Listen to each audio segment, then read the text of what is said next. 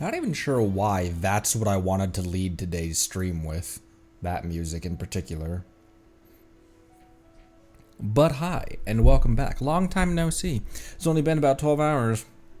Hello. Welcome, everyone. Hello, Jobster, Monday, Jabrilia, Eagle Bolter, hello. Nosy, welcome. Marceline, Lige, Devil, Tass. Hello, hello, hello, hello. Halcyon, Una, hello, what up? 12 a.m., already very sleepy. Get some rest, get some rest. Thank you for stopping by, though. Balagwin, hello, hello. Lone Wolf, what up? What up? How's my mind after yesterday's videos? Splattered all over my anus, but as to be expected with lore drops in this game. Shvamri, hello, hello. What up, what up? Also, that video did extremely well. It's already to like 1,400 views inside, what is that, like 12 hours? Here, I can check real quick. It's at 1,500 views in 11 hours.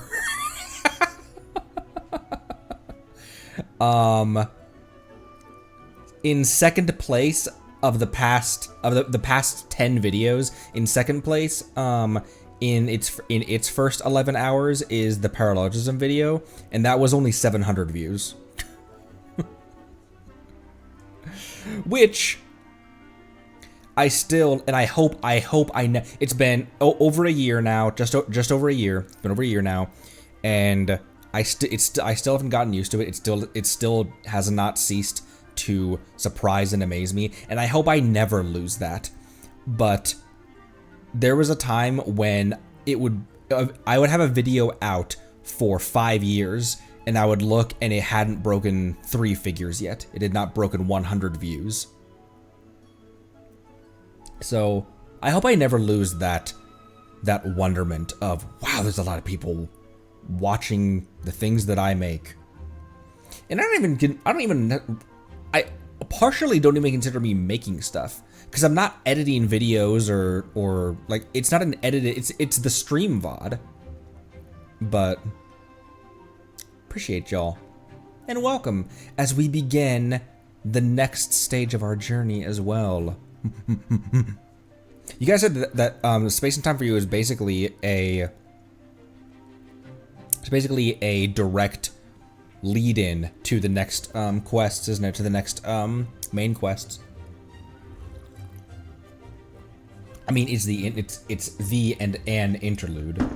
So 5.8 is a direct prelude. Oh, this is Dane Quest. I always call it Dane Quest because the every time we saw Dane's Lift was in between regions.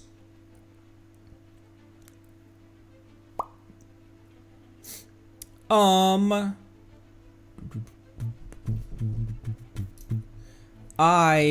want to bring Arlecchino here. Let me grab her music again. Her music. I will listen to this. I will listen to her boss theme when I'm just like wandering off stream, or when I'm like drawing or writing. Why is Mona here? Oh, Mona's in her normal slot. I want to use Arle more. She's so overpowered for overworld and even for story stuff. She's really an endgame character. Scar marching off stream. When I'm just wandering. I still haven't renamed my Wanderer, by the way. He's still Wanderer. Or not because I haven't pulled one. But, I'm thinking maybe I bring a less meta team, so I can use my Arle, but not have her be as insane. This isn't, we're gonna go to Collective of Plenty area.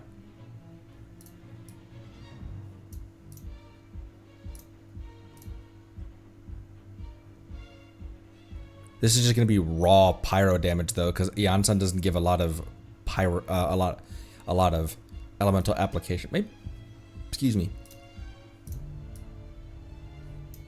Maybe I'll just have it be kind of the same team, kind of not.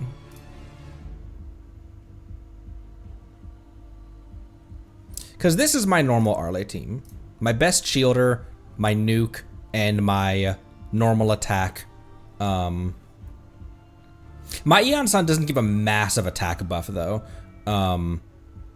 She's got under 2,000 attack right now. She's very unbuilt.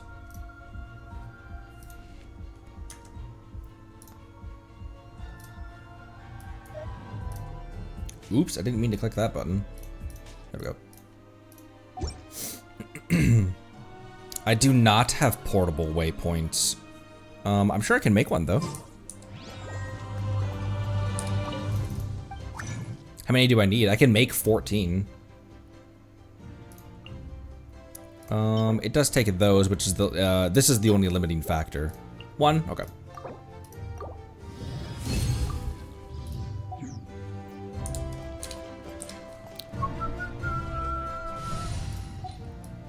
Because recently, this has been my Archon Quest team.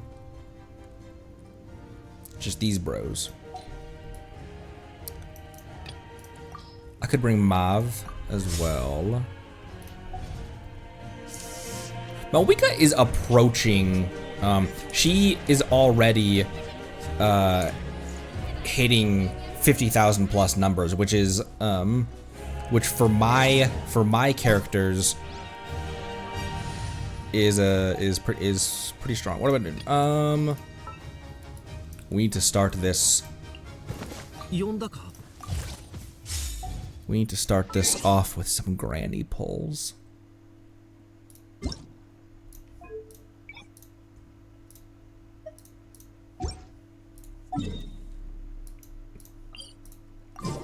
I'm a little bit sleepy right now.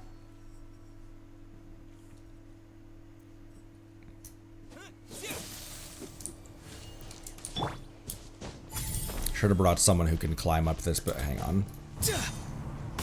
It will legitimately be quicker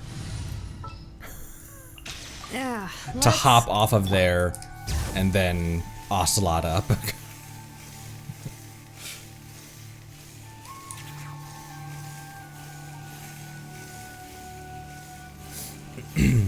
How's everyone doing today?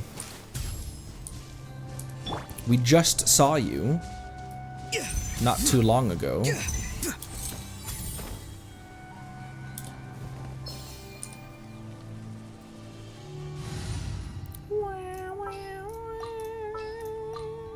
I also went to grab some teleport waypoints over here. To grab some more primos. I grabbed this one over here. There's a friendly robot that I definitely didn't want to fight off stream. This one where there's something to start right there. And in hopping between these, I realized that I can stay in the air and only drop like the only. I have Auroron and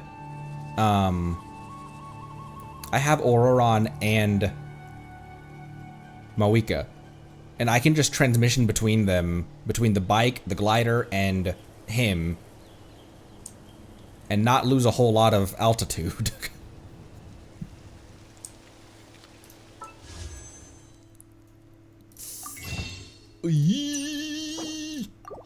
Wait, did I do all my commissions for the day? I think I did. All I had to do was just craft resin and do one thing.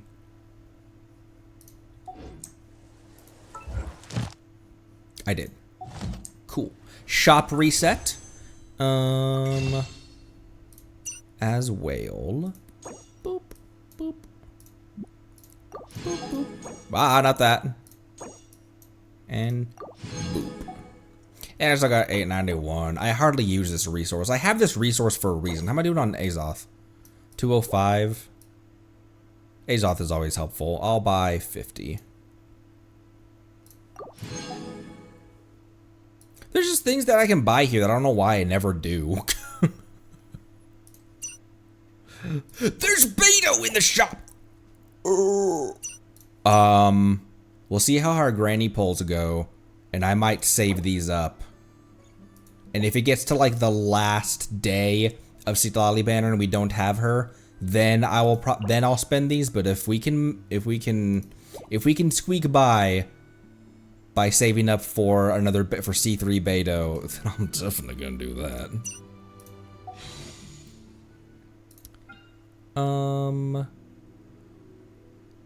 Citlali.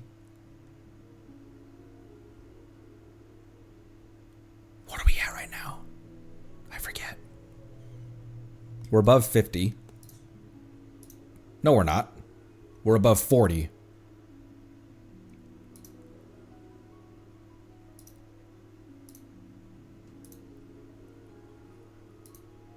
Wait, are we at 40? What's 5 times 8? That's 40. We're at 40. All right. You said Dane's voice. Dane is unvoiced in this. What does Dane sound like again? See if I can do a Dane impression. Dane, me doing a Dane impression would be roughly like doing my Albedo impression, actually.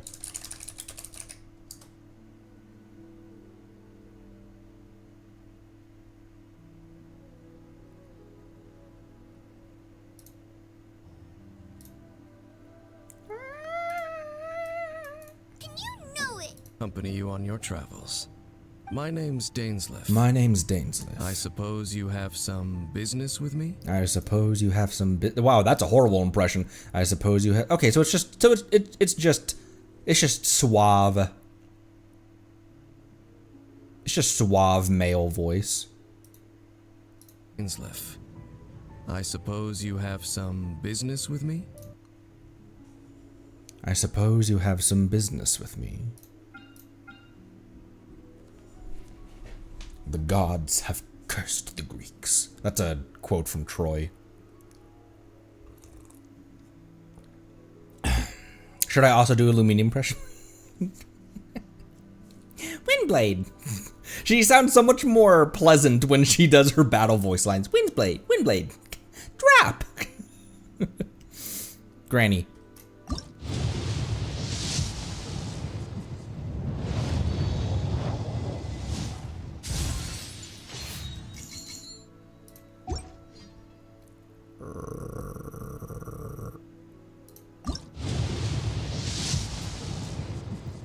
So that's 52 right there.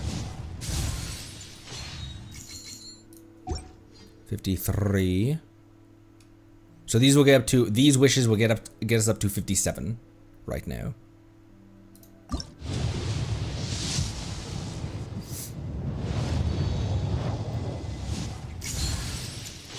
Oh, huge! I could put a,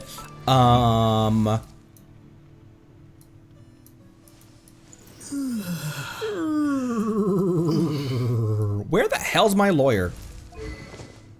Ooh, I could R5 the good Widsith. I think I'm gonna R5 this Widsith, and then I have another one that I will start to pour into as well.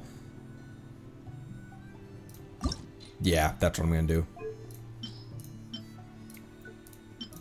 I've got one Widsith that like is level, yeah.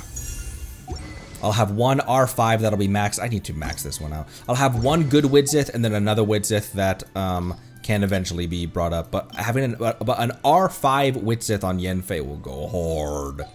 Also, where's your artifacts, girl? Oh, Yoimiya has them.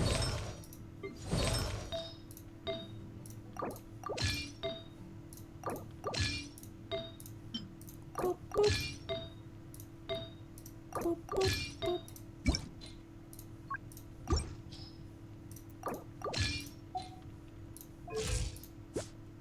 Okay, yeah. Looking like normal. Living like Larry. With the I need the with Jedi. 4 left.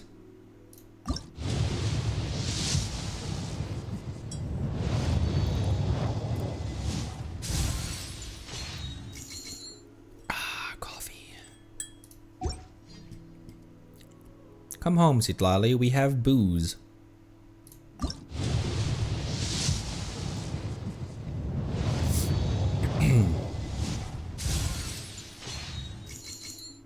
Is Widsith even on banner right now? Or is that was that just a really great pull? Scoop.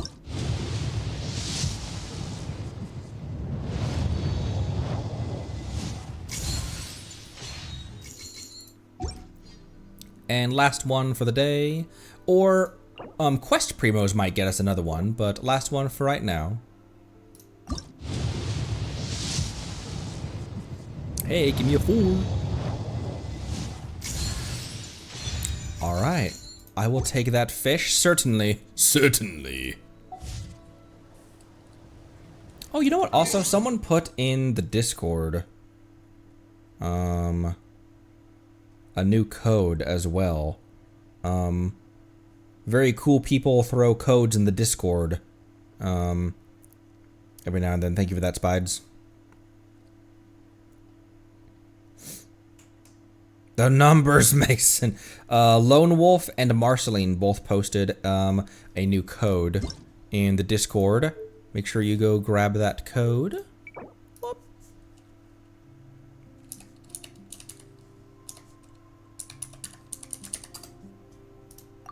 Yush.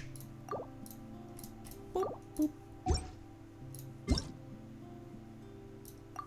Whoa, 30 primo drop.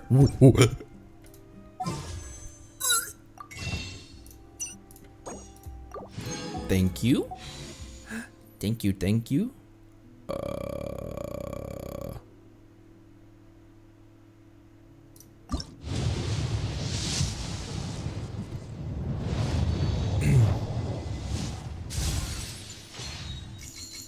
Blink, blink, blink. And I got 6 standards as well we can use. Hey, 4. Okay.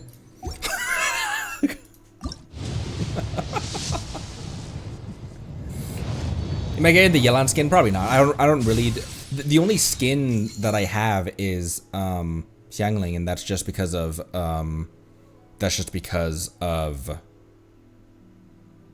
Lantern Rite reward. I genuinely hope someone doesn't Genesis me for the skin, because that's you guys do realize how many crystals this translates to in terms of dollars, right? Like, you do realize that this is a $30 skin that could go a long way towards anything else. So I appreciate it, but it's a very nice skin. It's a very lovely skin, but it's a skin, bro.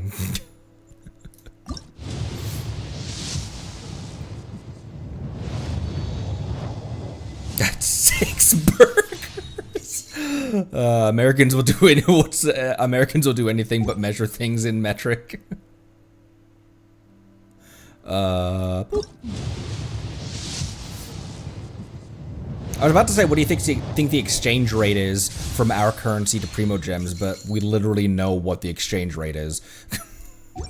Like, we actually know what the exchange rate is. And last one for standards.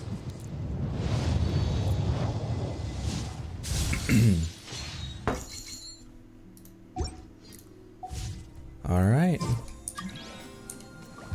Granny still, not super pleased with us.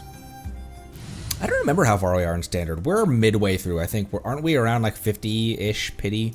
Or are we higher than that?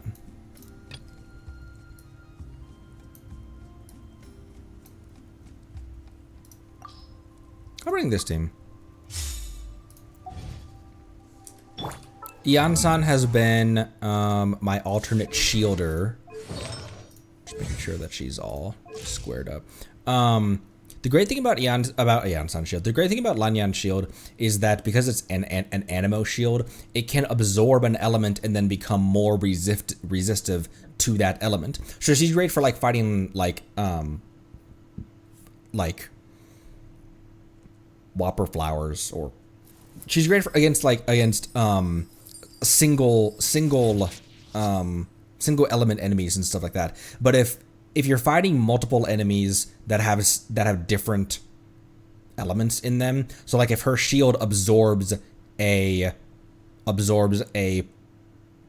pyro attack and becomes a pyro shield, then she becomes a lot more resistant to pyro. But then if you get hit with a bunch of hydro, then that can kind of chop it. And she's still only got 1900 attack as well, so the shield isn't scaling very well. Level 70, level 6 talent.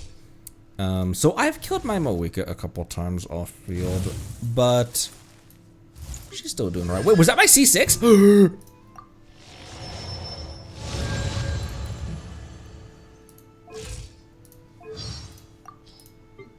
By royal decree. C6 Fish. I feel like Fish is a very underrated character. I don't use her very often because I just have other electro units, other off-field electros that I prefer. But as a character, I love her.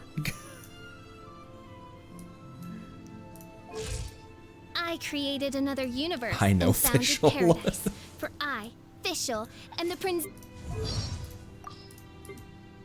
Whoa! All right, we're going to the Collective of Plenty over here. Let's walk up to it.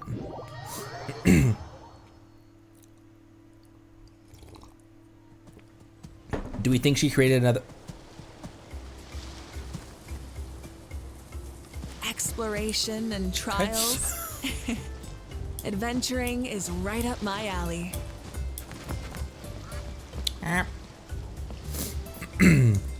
The deer said no. Full throttle! What about part throttle?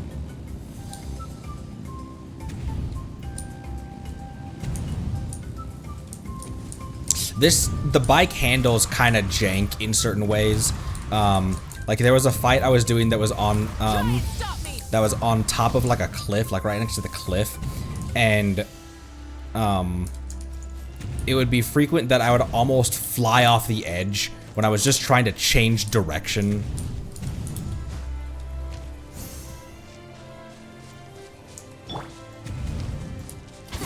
Stronger!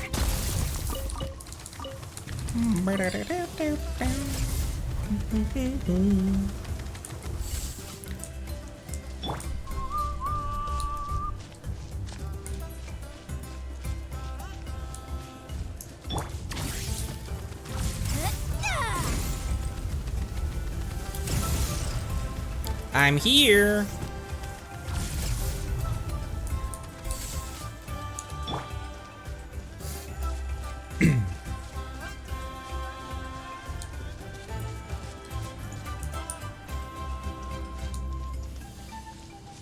Oh, hey. There's a neon sign in the middle of the road. Oh, Tulani and Paimon. Fancy that. I didn't expect to run into you two here. Oh, hey, Coach Yan-san. What are you doing here all by yourself? Just so you know, Paimon didn't come here to train. Paimon's not looking to sign up for any diet plan or bodybuilding class right now. Maybe you should. Thank you, mods, by the way, for... All right, got it. But seriously, what do you take me for? Some coach from hell? I'd never force a student into something they didn't want to do. That being said, a little aerobic exercise would probably do you some good. You could take over my patrol for a while. That would count. Rather than training, that sounds more like helping you out. Yeah, all jokes aside, you're right. I'm looking for some help. The Collective of Plenty is holding a bodybuilding competition soon, and so many people have been busy squeezing in their last-minute workouts that we've run out of staff for patrols. Oh, so you've stepped in to cover their work. But don't you have a last-minute workout to do, too? I'm good. For one thing, I believe peak conditioning can only be achieved through consistent training over a long time span. That's true. Cramming in a workout at the last minute does next to nothing for you. Except put you in the hurt locker for the actual event. But more pertinently, well, as you can probably imagine, I'm not able to compete in any of the most popular weight classes, and there's no real competition in my own weight class. Yeah, that makes sense. There's no real competition in the weight class of fellow 8-year-olds. I know she's not 8, but my own weight class, so 50 pounds.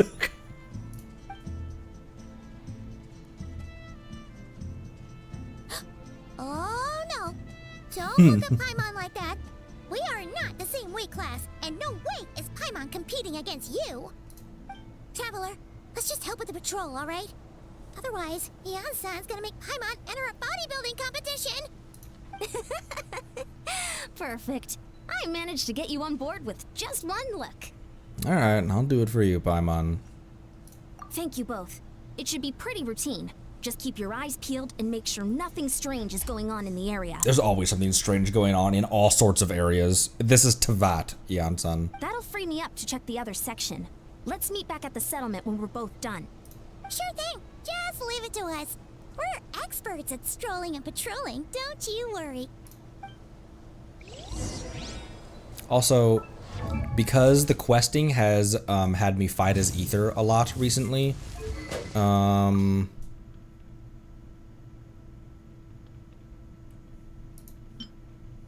give you the Wolf Fang. Give you the Favonius. Give you the Favonia. You can have Bennett's Favonia. Oh my gosh, you still have 0 artifacts. It'll be fine. It'll be fine. He'll be fine. I do want to focus this though.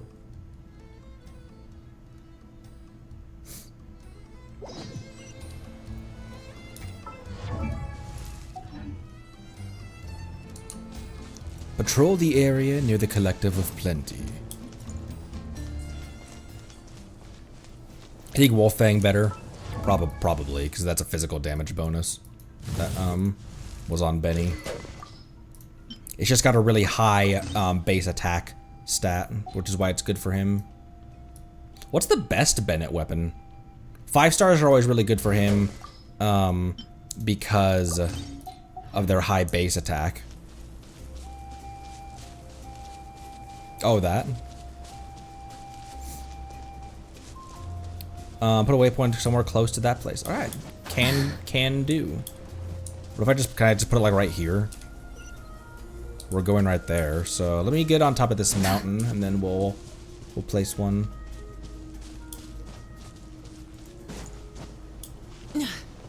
Nya.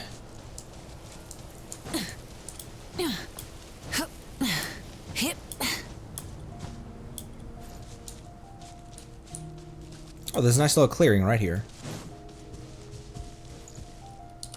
Haven't used a portable waypoint in a really long time. Where even is it?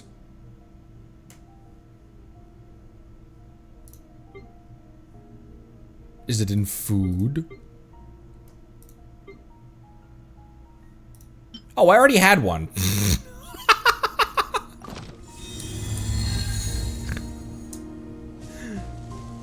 T. What's this? Was there always a cave here? We should go. Oh, okay. Hey, there's a hilichurl here. Is it sleeping? Doesn't look very hostile. Why is it hiding away here? Ah! You woke it up! Huh? Okay, It bye. ran away. Oh, guess our reputation in that land is more fearsome than we thought. Even hilichurls don't want to mess with us now. Connery, we have slaughtered thousands of Daneslif's countrymen. There's something on the ground. You mean that shiny thing? Huh. Must have dropped it as it ran off. Huh. Paimon bets that hilichurl thought it was a priceless treasure. It was probably planning to hide it here for safekeeping. Until we showed up. Let Paimon take a look. Hilichurls aren't the brightest, so it might not be worth much, but still. What is it? You look so serious all of a sudden. Isn't this just a regular old key? The style is unusual, though. Doesn't look Natlanese. Where do you think it's from? From his homeland. This is the key to the hibernation chamber of on the spaceship. What do you mean? What hibernation chamber? What spaceship? Wait, you mean the spaceship? The one that brought you to Teyvat? Well, I was joking. That's the one. So, how did that key show up here? Are you sure you didn't just drop it? Paimon. I still have mine. I've always made sure to keep it safe and sound.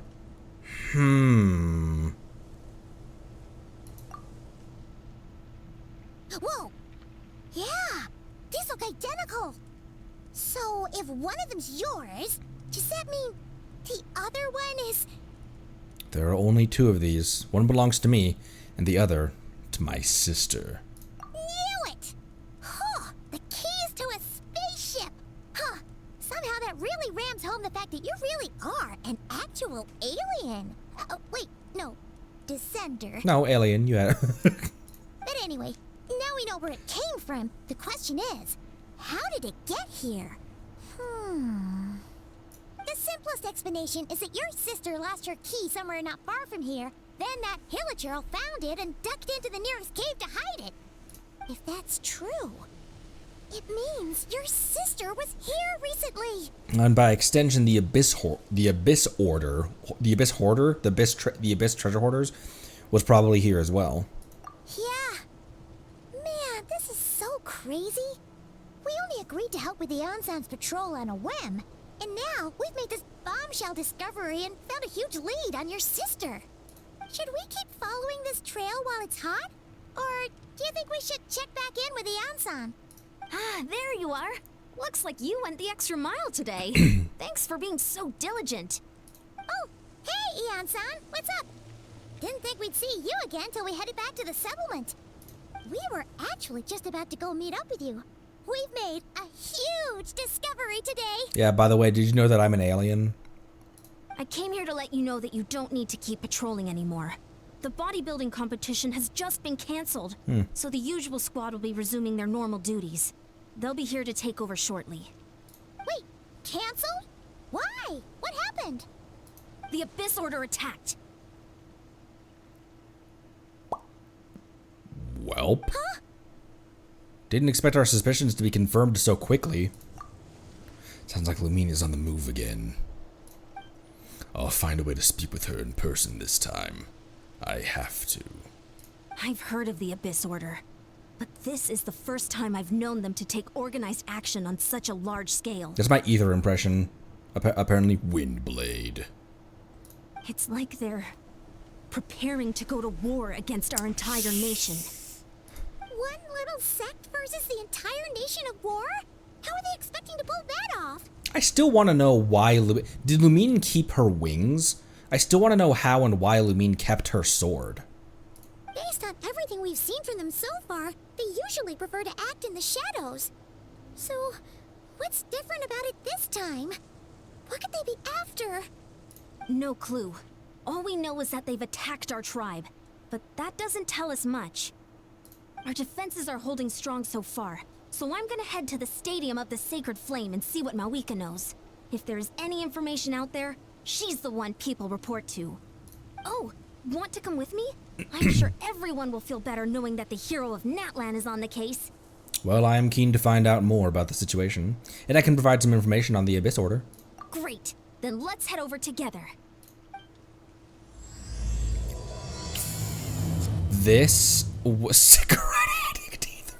This is the key to the hibernation chamber. Oh.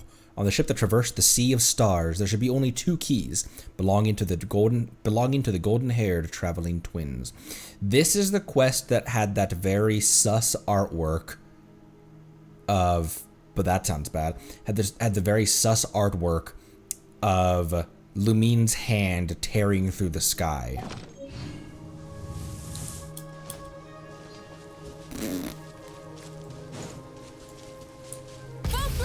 Wow, so you guys got this quest actually pretty recently. This is the most recent quest. Like, this is the most recent that I've been to a quest. Isn't it? Last patch. Is this really? There's no way this is a kill some hilly churls for a green chest.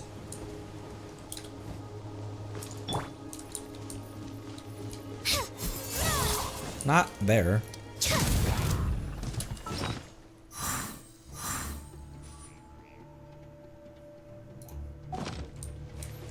Okay. Control breathing. Let the mountain's veins boil. Let's move. Closing in. Dancing in the wind. Wrath from the sky. 73 is pretty low for my Moika, actually. Look at him watching me do donuts.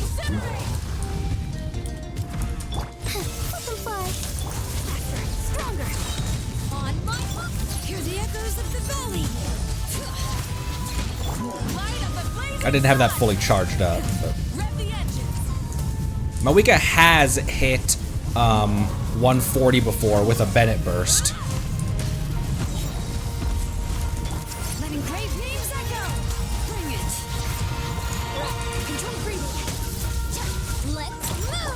Can't see where I am.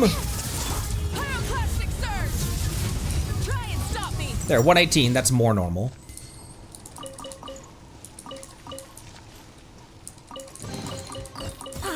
Something to add to my collection. Something to. This was just kill some. I mean, I guess there was an electro bro here. Ooh, hey, obsidian fragment.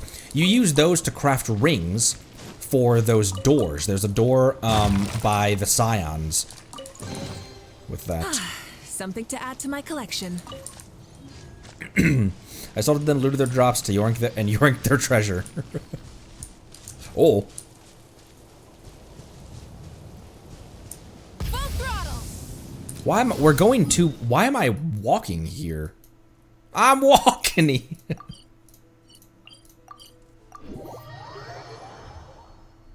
3 for 1. 3 for 1 special. Giant Robos are canon in Genshin. I love how I know it's not canon, but I always had the question, like, what must they have been fighting to need things this big? This big is huge.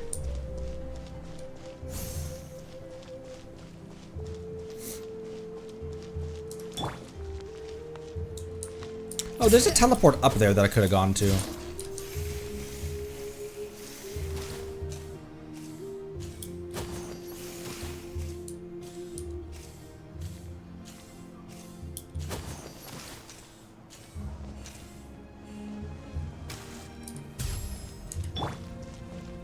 Moika, it's Moika. Should I change, should I change teams?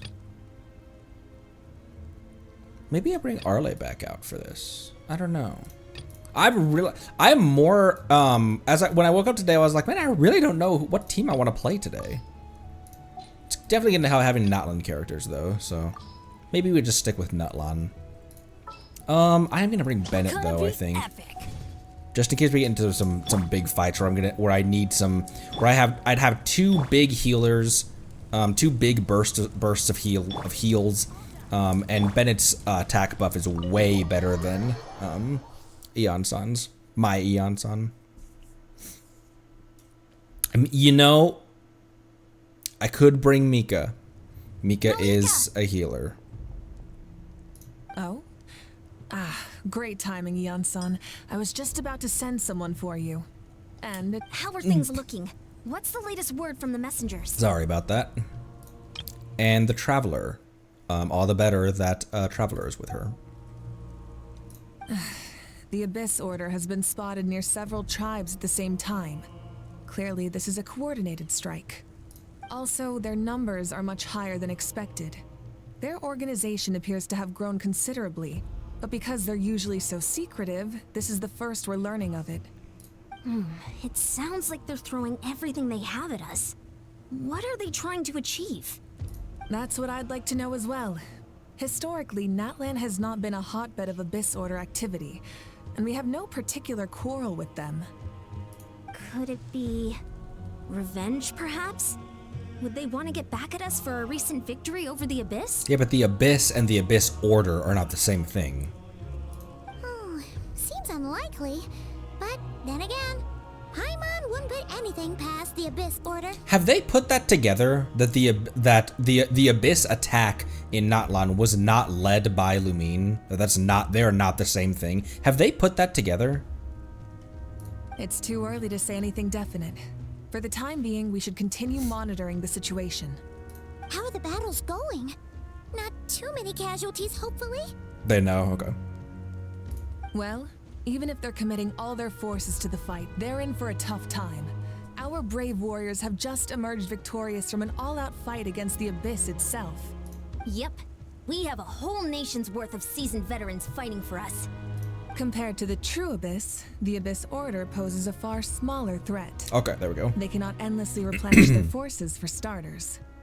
However, this is still a war, so we must give it our all and do our utmost to minimize casualties. The tribes are organizing their defenses as we speak.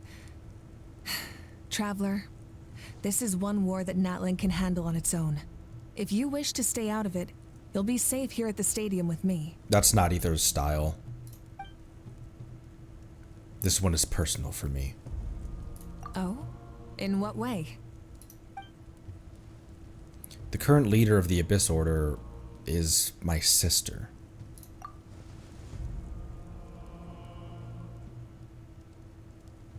Yep, that's how it is.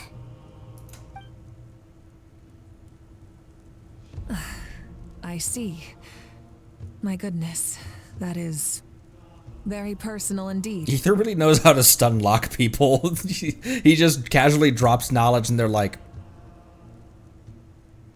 excuse me? If you don't mind me asking, do you have any idea what her goal could be? That's what I want to know as well. It's been 5 years. Safe to say, they're not exactly on the best terms at the moment. Ever since Paimon met the Traveler, he's been trying to track his sister down and get some answers. But she's been avoiding him. I see. So you two have fallen out. Huh. A pretty common occurrence between siblings. Well, yeah, that may be. But the stakes are a little higher where these two are involved. And the last time we saw Traveler and Lumine together was with Kari Bear. They certainly are. Although somehow it doesn't surprise me that a spat between the Traveler and Twin could affect the fate of the entire world. Just so I'm clear, you're still on Natlan's side, and you have no idea what your sibling is after. Is that right? Absolutely. I might even hate the Abyss Order more than you do. That's a very good thing for her to ask, though. She's just like, you don't have any stake in you're not sus, are you? Sus, Ether? Well, that's a relief. When you first mentioned your sibling, I was worried we were about to be thrust into an impossible position. Our reports say that the Abyss Order has focused most of their efforts against the Masters of the Nightwind.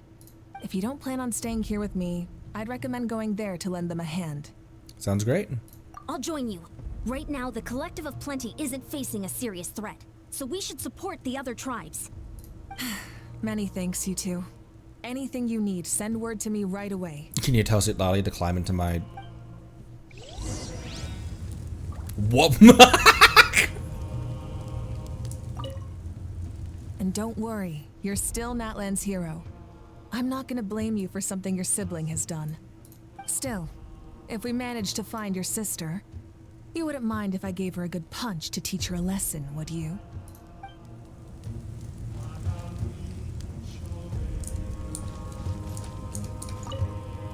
And don't worry, You're still. Oh, I thought that I was trying to sit down, and I thought I thought she was gonna say something about you trying to sit in her throne. I thought that's what that was.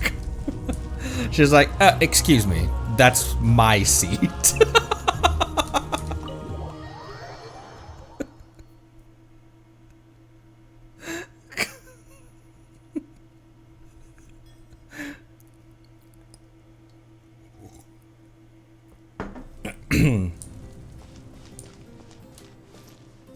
I know she's easily capable of 1 million. What's your guys' people who have their Mawika? What's she hitting at these days?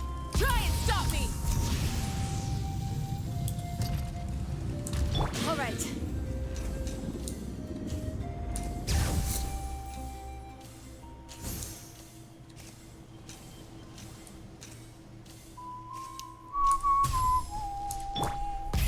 Rev the engines!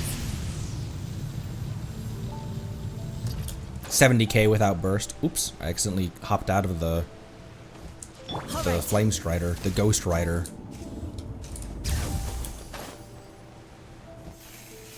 .8, 2.2. Boy. C0 Arlecchino also can hit a lot harder than mine. My Arle has only. Wait, this is where the Citlali trial is.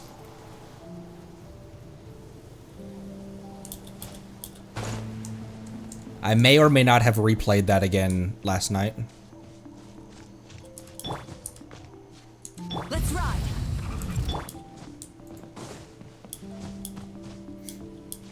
$700k, but artifact's not good.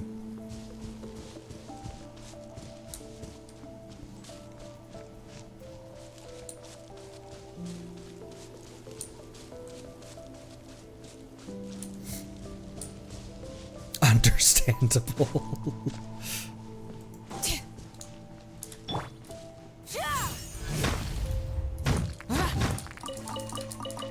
Hang on, I need resources.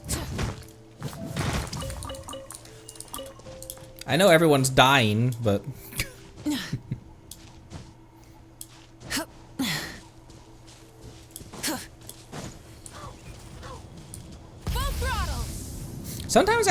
Sometimes I enjoy just walking up to the place instead of just teleporting around everywhere.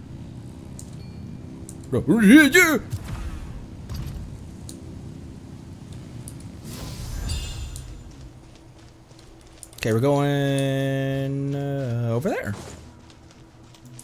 All right.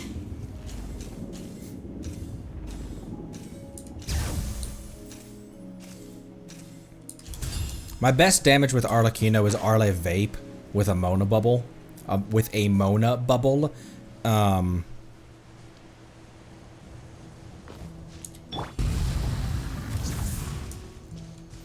But I do know that she can do a lot more damage with Melt because Melt's the scaling on Melt's damage multiplier is 2 instead of 1.5.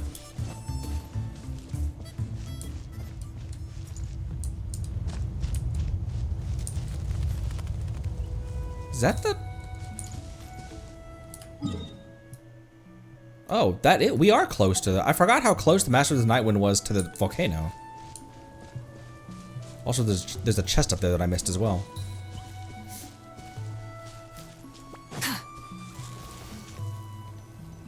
There she goes!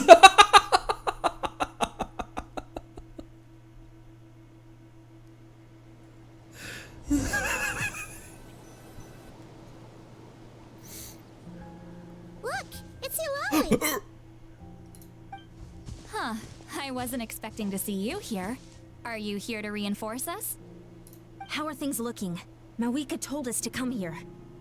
Oh, the situation must be pretty dire if it's managed to get Citlali out of the house. Dire? No, I wouldn't go that far. It's mostly just irritating. I heard we're being hit the hardest out of all the tribes. What are they trying to imply? They just think we're pushovers or something? The more I thought about it, the angrier I got. I couldn't exactly concentrate on my novel after that, so... well, here I am. So, that's how they earned the ire of Granny Eatsley, huh? They call themselves the Abyss Order, yes? Ugh, so tasteless. It's exactly the kind of two-dimensional name a clueless writer picks because they don't trust the rest of their writing to persuade the reader of who the real villains are.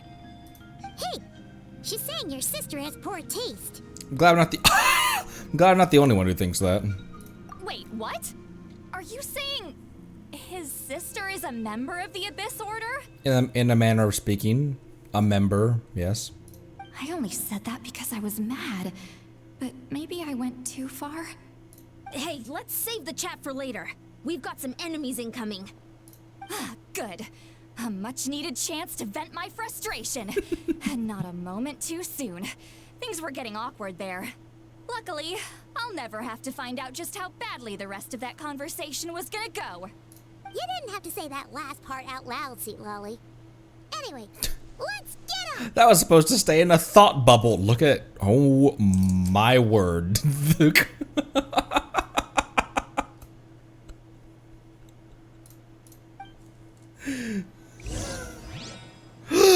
I get it! I'm okay.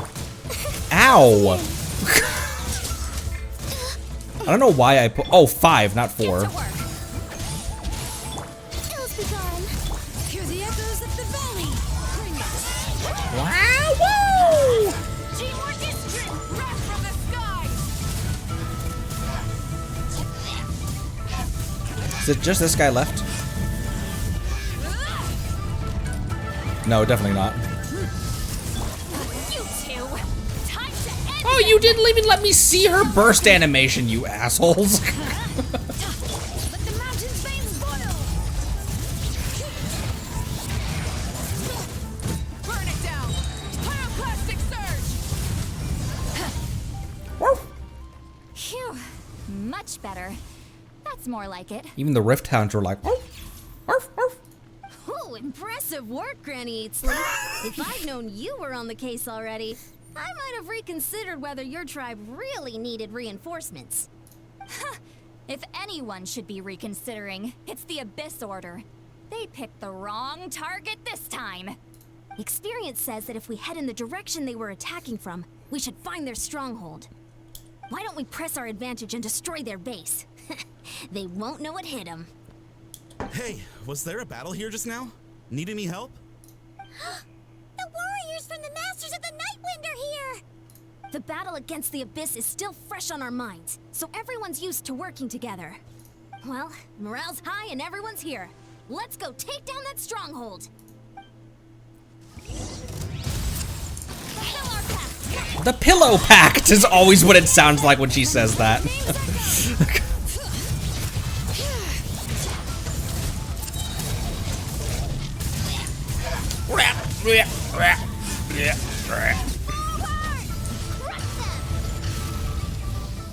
I would actually like to heal my Lanyan. There we go. Dark light candlesticks created by the believers in the abyss and in the believers in the abyss and chaos will constantly absorb nearby characters' elemental energy and convert it into void wards. Destroy these wards as quickly as possible to retrieve their converted elemental energy. What is that thing? It's like it's draining the strength right from my body. Find a way to destroy it.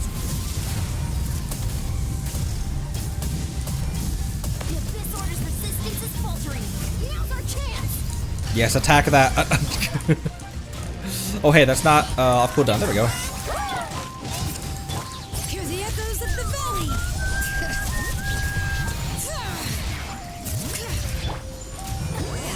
Suffer the wrath of Eve!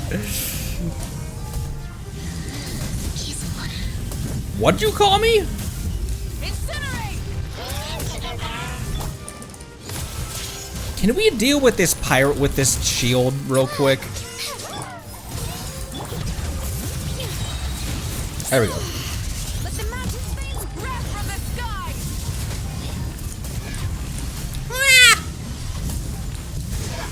Warriors, attack!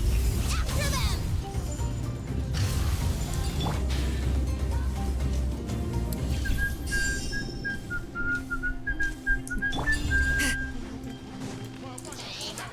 Oh! Ah! I forgot that my energy goes away. Hear the echoes of the valley. Pyroclastic surge. You must be the boss here. Time to show you what happens when you mess with the masters of the Nightwind. The world will fall. Oh, hey, that's not the normal voice line. That's not your normal voice line, you crazy. Dancing in the wind. I'm all methed out. I'm all mixed up on my, on who's got what now. Show no mercy. You've almost got your burst back. There we go. Time to light up the blazing sun. The end is nigh. Osborne the Heart. Get to work.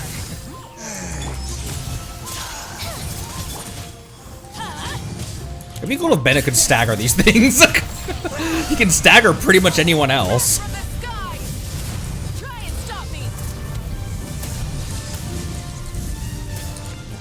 Stop swirling. Coming. Incoming. Show no mercy. Hey, granny kill. This stronghold is neutralized. Good work, everyone. Huh. The Abyss Order's all bark and no bite. Just like me. To be honest, this was anticlimactic. I was hoping for a personal apology at the very least. And ideally, a whole speech acknowledging the superior might of the Masters of the Nightwind. Well, whatever. I'll just have to make up for it with some extra wine at the victory feast. Look at her expression. I love her expressions. She doesn't have an expression that's not cute, even when she's pissed. With the stronghold cleared, this area should be safe for the time being. But still, something tells me we can't afford to let our guard down yet.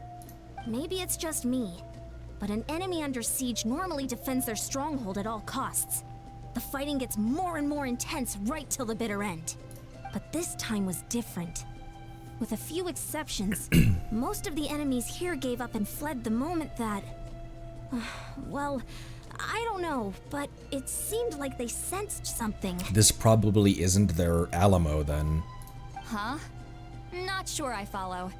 They did a tactical retreat, that's all. It's just a different strategy. I'm not convinced. Don't forget, they're radicals who chose to wage war on an entire nation.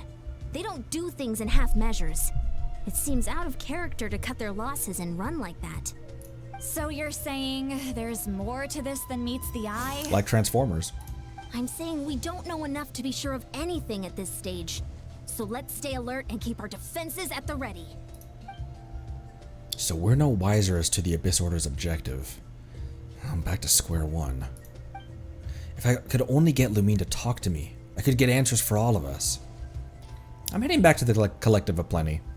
That key is our only lead so far. Paimon had a hunch you might say that. But you're right. If we can somehow use that key to track down your sibling, maybe we can end this war before things get serious. And maybe you can finally get some answers. Yeah, does Lumine have an air tag on hers? Maybe we can... Wait, you're leaving? But I was still debating whether to invite you to the first victory feast. Go ahead, you two. See, Lolly and I will take care of things here. No, I want to... Can we drink with Granny first? Lumine said we always have enough time.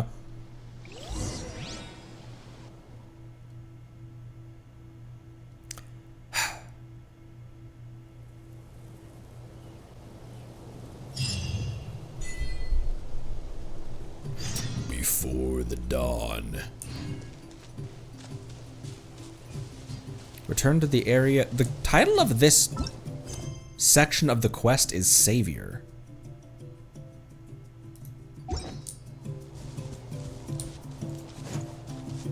What an interesting thing to say. Rev the engines. All right. Rev the engines. All right, fine. If you say so.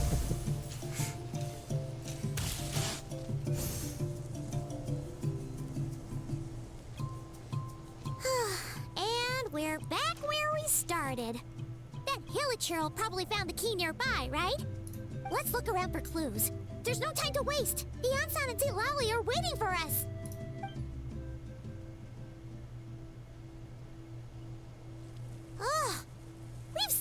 the entire area, but still nothing. How the heck did the key end up in that Hilichurl's hands? Kuya Audrey, thanks for the raid. Thank you. Welcome. Welcome, raiders. Welcome, welcome, welcome. Thank you. Thank you for the raid. Hola. Pardon me drinking my coffee. Welcome, welcome everyone in my community. Spam the nut emote. Nuts and cabbages. Hello, welcome. Connery here, Squirrel VTuber. Blind playthrough of Genshin going on right now. Feel free to stick around. Nuts and cabbages. I love it. That was an old meme that 2Wiki, I still remember your username. 2Wiki pointed out how many cabbages there are in the game. And we started. Oh my gosh, there's a lot. I did say spam the nut and cabbage emote. Hello, welcome. Feel free to stick around. Are we supposed to believe that it just fell out of your sister's pocket as she passed by? It could have. Seems kind of ludicrous to lose something so important in such a dumb way. But then again, who knows? Sometimes in life, things just go missing and that's that. Hello? Oh, thank goodness. Someone's here. Please help me. Why do you look like a Lumi? Are you Conrian?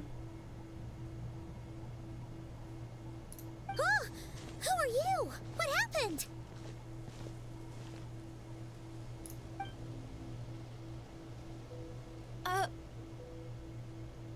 Oh my gosh, she's short. Either got power crept on the short queen status. No, now isn't the time. Please, you've got to help me. I'm being chased by monsters and I can't keep running.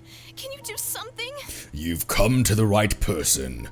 But where are these monsters you speak of? Yeah, where are they? Paimon doesn't see any monsters behind you. Huh? I'm sorry, I don't quite understand. They're almost here. This really isn't the time to be joking around. We're not. We're completely serious. We don't see any monsters. But how? Ugh, there's no time. They're coming. We gotta run. I really don't see anything. Where are you going? What's wrong with that girl? She must be seeing things. Excuse me, do you hear that burp? Oh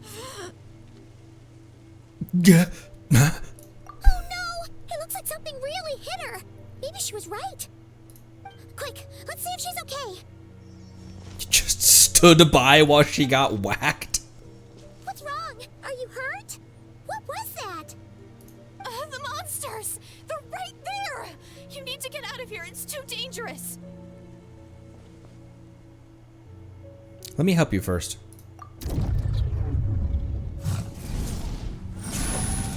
Those are some good drugs you're on, ma'am. Suddenly, I can see them. Huh? Oh, now you finally see them. Well, it's about time. I nearly kicked the bucket just now. I'm sorry. I'll take care of them now. Great! Thank you, Savior. Savior? We've gotten a lot of nicknames over the. Yep. Up and away! Up and away! Get out of here! Bring it! Hear the echoes of the valley! Give me some of that. There we go. Going in! Pyroclastic surge!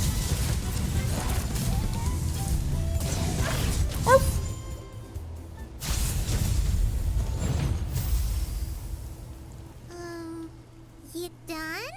Paimon still can't see anything, so she can't tell. You done? Thanks, Paimon. Are you done yet? It just looked like you were slicing at thin air. Kinda funny, actually. I don't know what's going on either, but I could see them once I held her hand. Oh, really? Hypatia 2.0. Let's try it one more time. I want to check that I got all the monsters. Sure.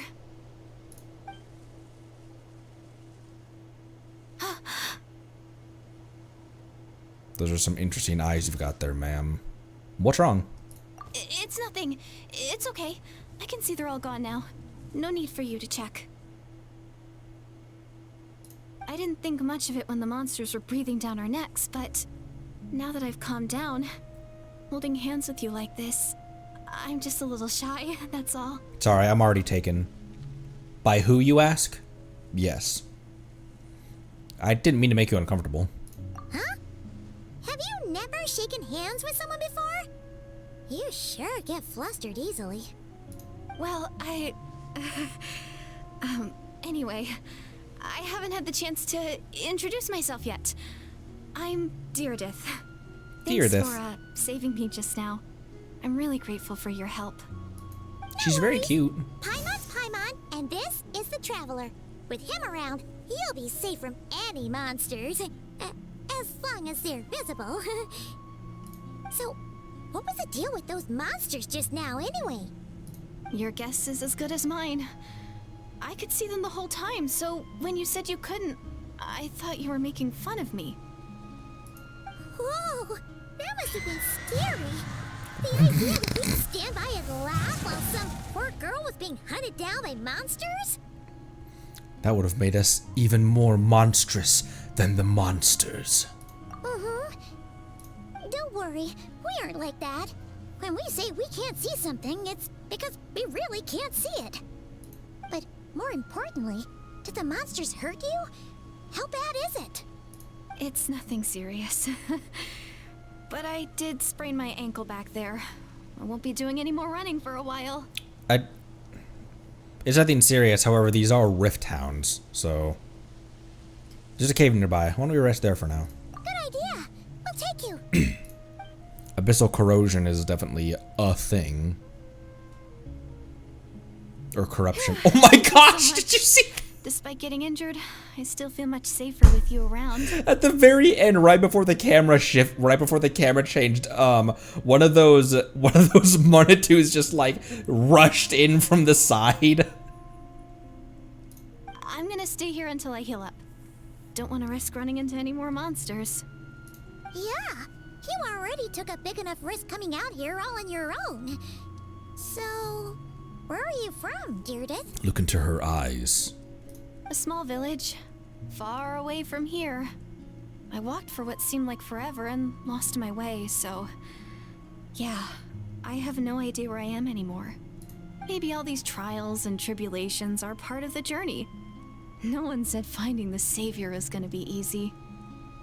Huh. That's the second time you called the Traveler a savior. What's all that about? Oh, sorry. It just slipped out. I was caught off guard.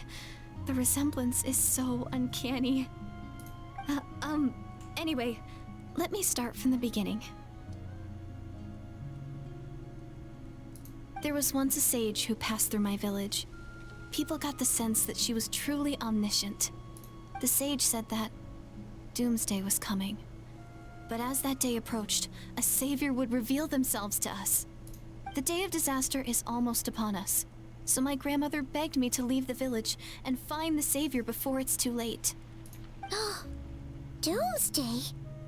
I've heard people talk about the savior since I was a kid. Growing up, it really made an impression on me. The description is practically etched into my mind. So when I saw your golden hair for the first time, it was like this image that's existed in my mind's eye all these years suddenly came to life. Everything matched. Oh, so that's why you were lost for words when you first saw him. Well, the Traveler's definitely got what it takes to be a savior. And he's already got a ton of titles, so he won't mind one extra. Actually, I don't think it's him. That's what I was thinking. What? But didn't you say that everything matched? But just that the resemblance was uncanny is what she said. Everything except the gender. The savior was described as a young woman. Oh, for goodness sake. There are gender requirements to be a savior? Really? I think I know who it is. Put 2 and 2 together to make 4, Paimon, please. I beg of you. There's someone out there who matches all the requirements. Oh, of course. If it's not you, then it's gotta be her. Who? Who is it? My sister. You have a sister? Well, then that's it. Oh, it's her.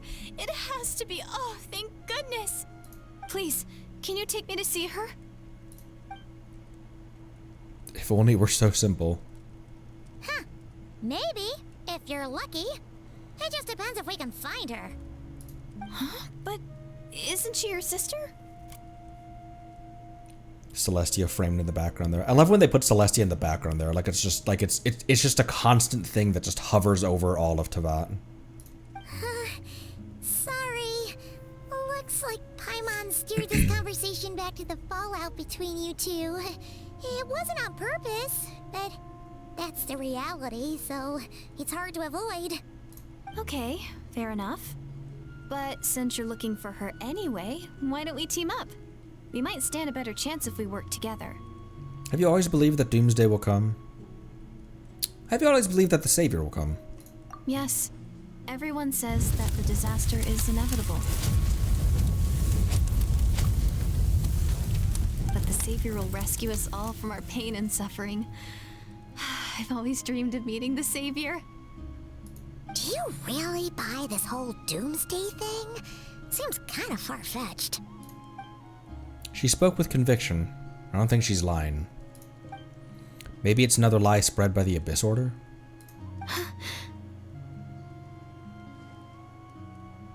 She blushing. She broke eye contact. Sure sign of a guilty conscience. Time to press her for answers. Or it's just head empty Riz again. We don't know. What's wrong, Deirdis? Something's clearly bothering you. You want to tell us what's going through your mind? Oh, I just, how should I put it? Oh my gosh, Paimon's angry. The Traveler looks just like the Savior of my dreams. And it's not every day that the Savior of your dreams swoops in and saves the day in your moment of crisis. So I'm just a little overwhelmed, that's all. 3 seconds of unbroken eye contact is the limit. I don't think my mind and body can handle any more than that. What do you mean, limit? What happens after 3 seconds? She explodes. Poof. How am I supposed to respond to that? I'm sorry. Please forget that I said anything. Let's just leave it there for now. She's not real, is she? She's definitely got Conrian eyes. Like I said, I'm going to hide here until I feel well enough to move again. If you manage to find the Savior in the meantime, please come and let me know. Thank you. This gives me vibes of the original Kare Bear quest. Are you sure you'll be okay here on your own? Do you have enough to eat? I'll be fine. I might not be much of a fighter, but I know how to stay hidden. And if I get hungry, I'm sure I'll find something around here. Don't worry about that. Alright then. Well, take care. Being on your own isn't easy. There's also this, the club, the Hilly Churl left his club as well. Curious detail. What a mysterious girl. We should definitely keep an eye on her. But hey, at least she seems to like you. And it sounds like she's gonna help look for your sister when she's healed. Anyway, this is probably all the progress we're gonna make for now. Let's head back to the Masters of the Night Wind and see if they need our help. Did you hear my stomach just now? Okay, sorry.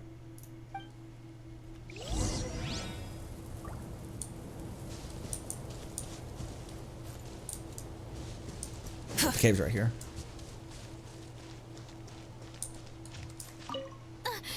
Don't worry, I'm fine. I just need some time to myself.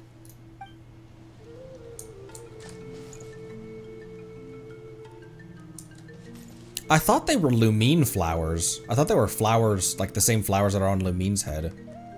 But they're not.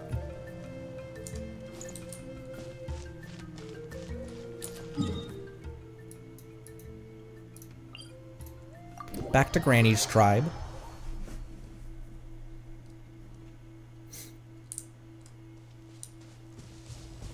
Oh my gosh, I see tiny Eon-san over there.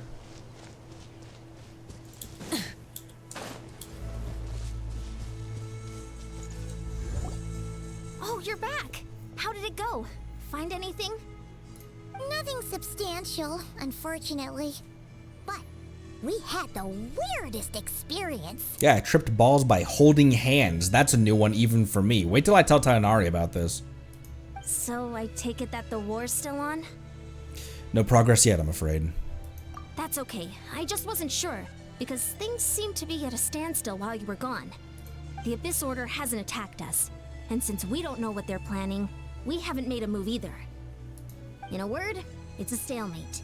The guards have been keeping watch around the clock, but for everyone else, you wouldn't even know we're at war. Huh. Really makes you wonder what the Abyss Order's thinking. I was wondering, Traveler, if you have the time, could you go and pay a visit to the guards?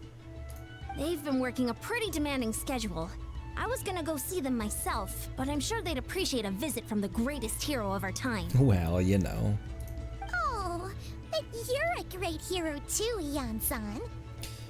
Well, since you ask, this is technically my sibling's fault, so... Great. Thanks, you two.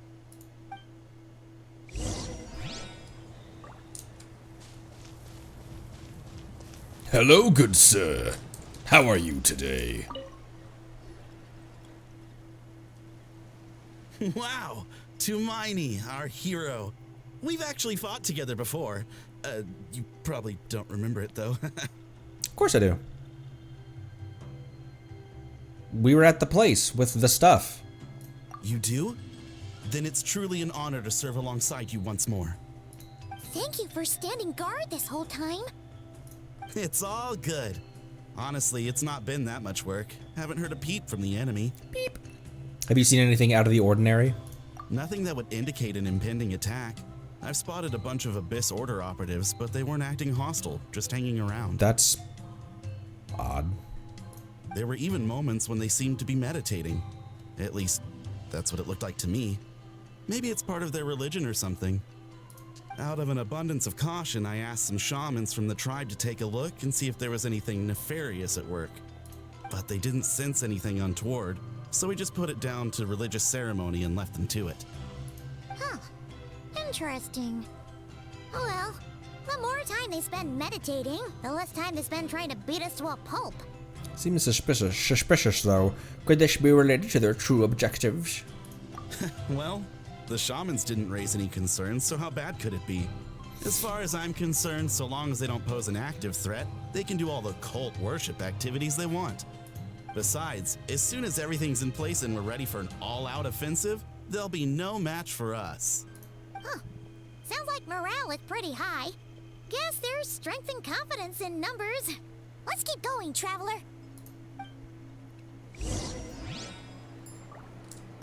Besides, as soon as everything's in place and we're ready for... Okay. Just making sure there wasn't anything else to say to you.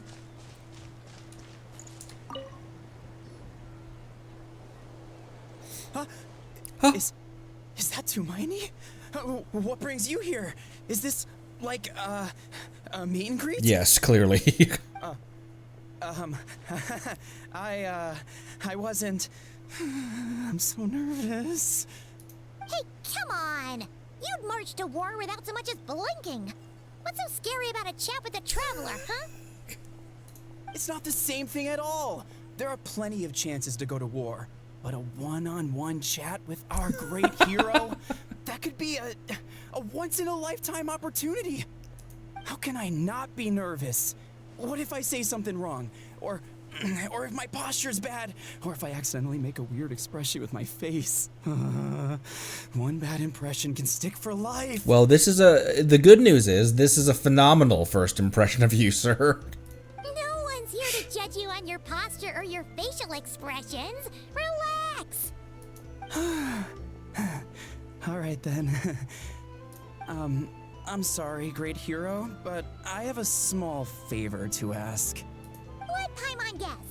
An autograph, right? That's easy. Ether nods like, yeah, that's definitely what he wants. May I challenge you to a fight? All right, child. What? How can you be so audacious and so sheepish at the same time? Huh. Paimon's starting to think your nervousness is all just an act. No, of course not. I just figured that if I don't ask now, I'll regret it for the rest of my life. Shoot your shot. But I am still on patrol. So please, Great Paimon, if you wouldn't mind taking over for me for just a few minutes. Great Paimon. Ugh, again with the sheepish audacity. Just pick one or the other, will you? I think it's a fair request.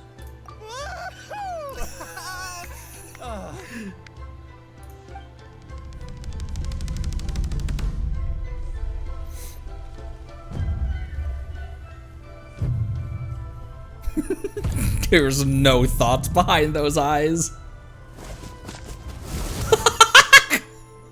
Obviously, I never expected to win, but until now, I didn't appreciate just how great the gulf was between us. I'll be bragging about the day I got to spar with Hermione for the rest of my life. Today's really my lucky day. This opportunity is hard to come by. This should have been expected. Ugh. Paimon can't keep up with you. Your tone has changed all over again. Now you've had a spar with the Traveler. What gives? Well, some people connect through conversation, but we warriors bond by sparring. And now that I've had a bout with the hero, we're no longer strangers. Nothing to be nervous about anymore. Isn't that kind of what Mawika told Capitano the first time they met? People like us let our blades do the talking. Okay. Well, to each their own. But Paimon's still gonna stick to conversation. Have you noticed anything out of the ordinary, besides yourself? Not at all. We haven't spotted any new enemy movements. As Paimon expected, nothing here either. Let's do another lap and get back to Yan-san.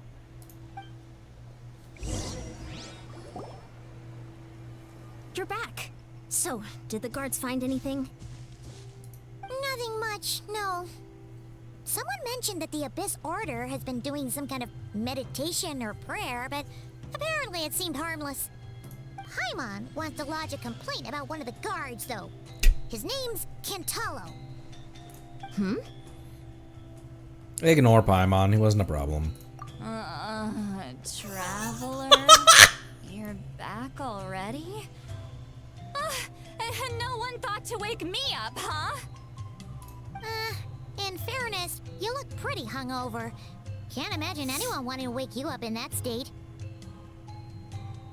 I'll have you know I'm perfectly sober when I'm hungover.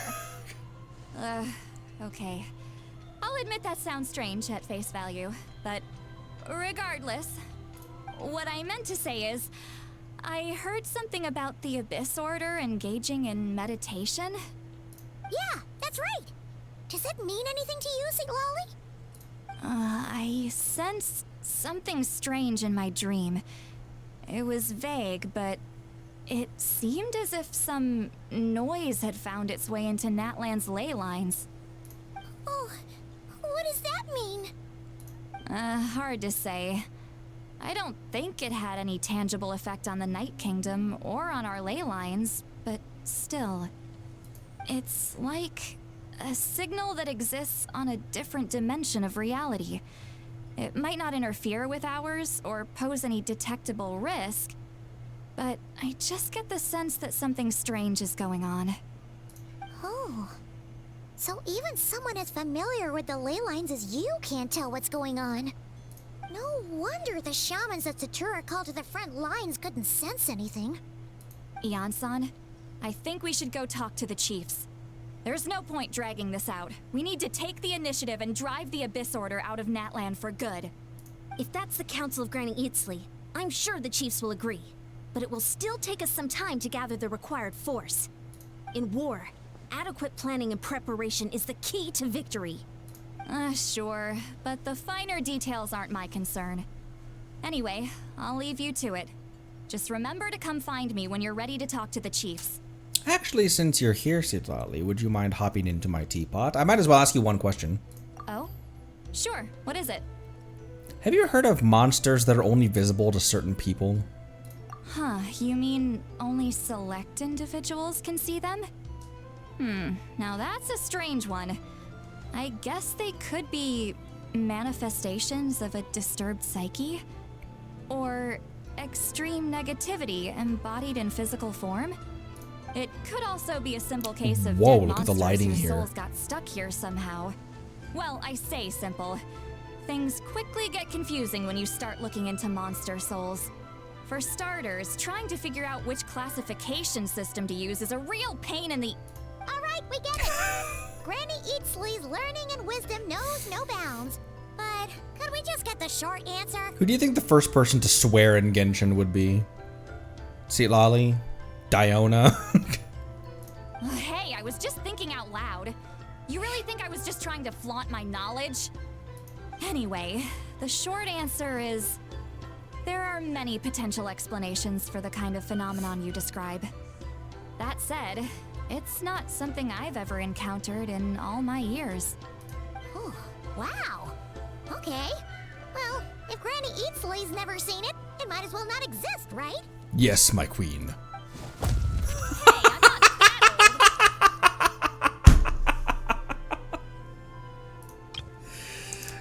The amount of the ratio of Citlali on screen to screenshots that I have is, I agree. It's hard to say what it was for sure.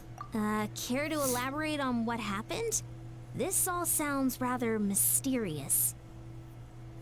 Paimon, how? You told the other two about what happened? Really? You had to hold her hand to see the monsters? Sounds a little contrived. Huh? That's the part that bothers you? Yes, Paimon. Maybe the point is more that it requires direct physical contact, whether that be hand-holding or otherwise. But that's neither here nor there. What bothers me is, it sounds like she's convinced that your sibling, the leader of the Abyss Order, is a savior. That really makes me question whose side this girl is on, and whether what she told you about her background is actually the truth. Sorry if that comes across as paranoid. It's just hard not to be suspicious of everything when we're in the middle of a war. Actually, Paimon feels like you make a fair point. Yeah, it's a very fair point. Whoever this girl is, she sounds like bad news. Okay, well, you're clearly just jumping to conclusions. Think she's some kind of weapon? Think she's a... What? Do you think she's a spy? It's hard to know what to make of it. A young lady all by herself, lost in the middle of nowhere, sees monsters that no one else can, calls the leader of the Abyss Order her savior. At the very least, we should remain vigilant. Constant vigilance. Keep a close watch on her. Sounds sensible. On that note, we probably shouldn't have left her by herself in that cave. Traveler, we still need some time to muster our forces. Maybe you could check on her if you're not busy. Just be careful. Might as well. She seems to trust me after all. It's settled then. Let's go check on her.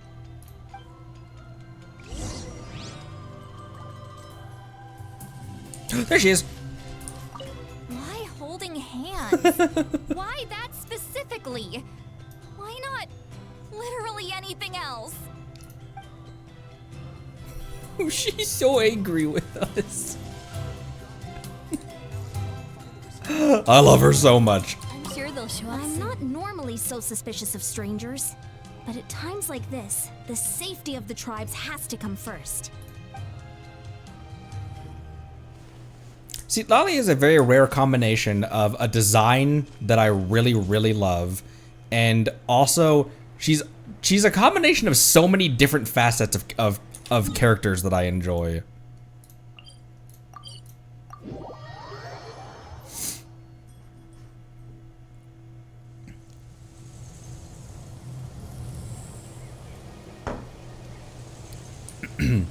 There's very few moments like that in the game as well. I can only really think of... I watched this one. I wasn't able to play it, obviously, but I can think of Kaching inviting us to the Jade Chamber specifically so she can reveal her new outfit to us. Our little moment with Mizuki in the tree. There's very few interactions like that, and 2.4 Lantern Ride. There's very few interactions like that. And I like that they use them Exploration. sparingly. I like that they use them sparingly. When they do use them, they actually commit to it. See, Lely's got a crush on the Traveler, and I think that's adorable. Here we are. Deirdre will still be here, right? Oh, it's so quiet though. Uh-oh. What if Yansan was right? Maybe she never intended to stay here at all. Ayaka, a lot of Ayaka interactions as well. Can't really think of a whole lot else. Because nothing really in Mondstadt, nothing really in... This is the also Paimon, Celestia again being framed above Paimon right there. Xiao, there was some stuff with Xiao as well in Lantern Rites Past that I've watched. I know it's a I enjoy the shipping I enjoy the shipping as a passive thing, although it's not really that important to me, but see, really different. Let's stay quiet and move in carefully.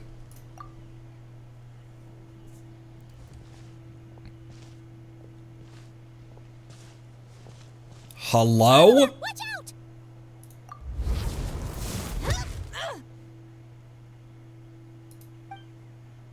Shoot. Maybe Deirdre really is a...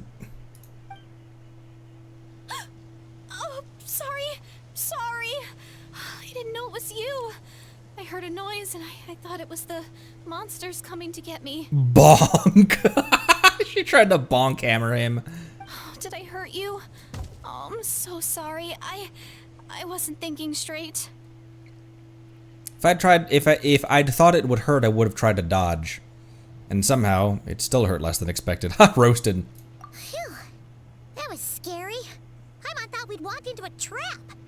Maybe we shouldn't have sneaked in without announcing it. Then you would have known we weren't monsters. To be honest, I've been really on edge since you left. I just have this constant feeling that any second, the monsters are gonna come back and get me. And it's not like I can run from them. There's also no way to cook here. It's good you got back when you did. Another hour and a half and you probably would have found me starved to death.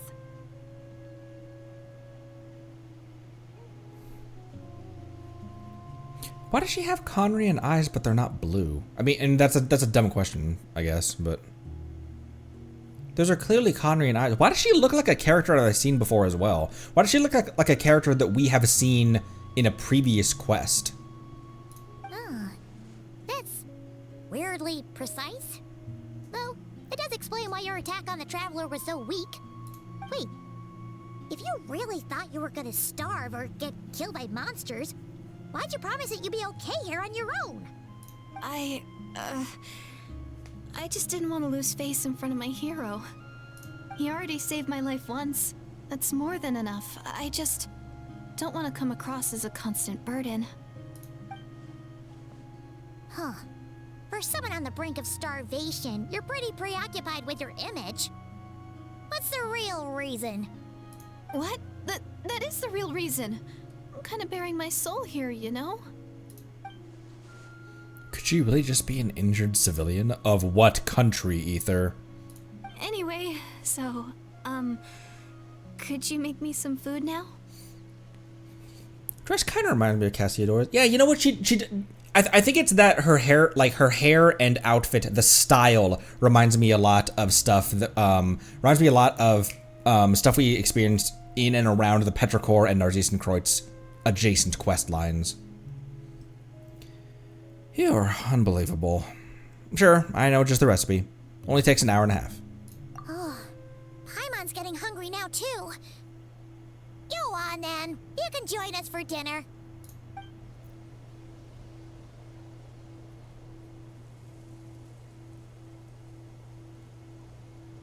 Whew. Our sus moon. I am so full. Thanks for saving me, again. Starvation feels like a distant memory now. No trouble at all. That's 2 favors you owe me now. Hope you're keeping count. Huh. You can really pack it away. That explains how you had the energy to make it this far.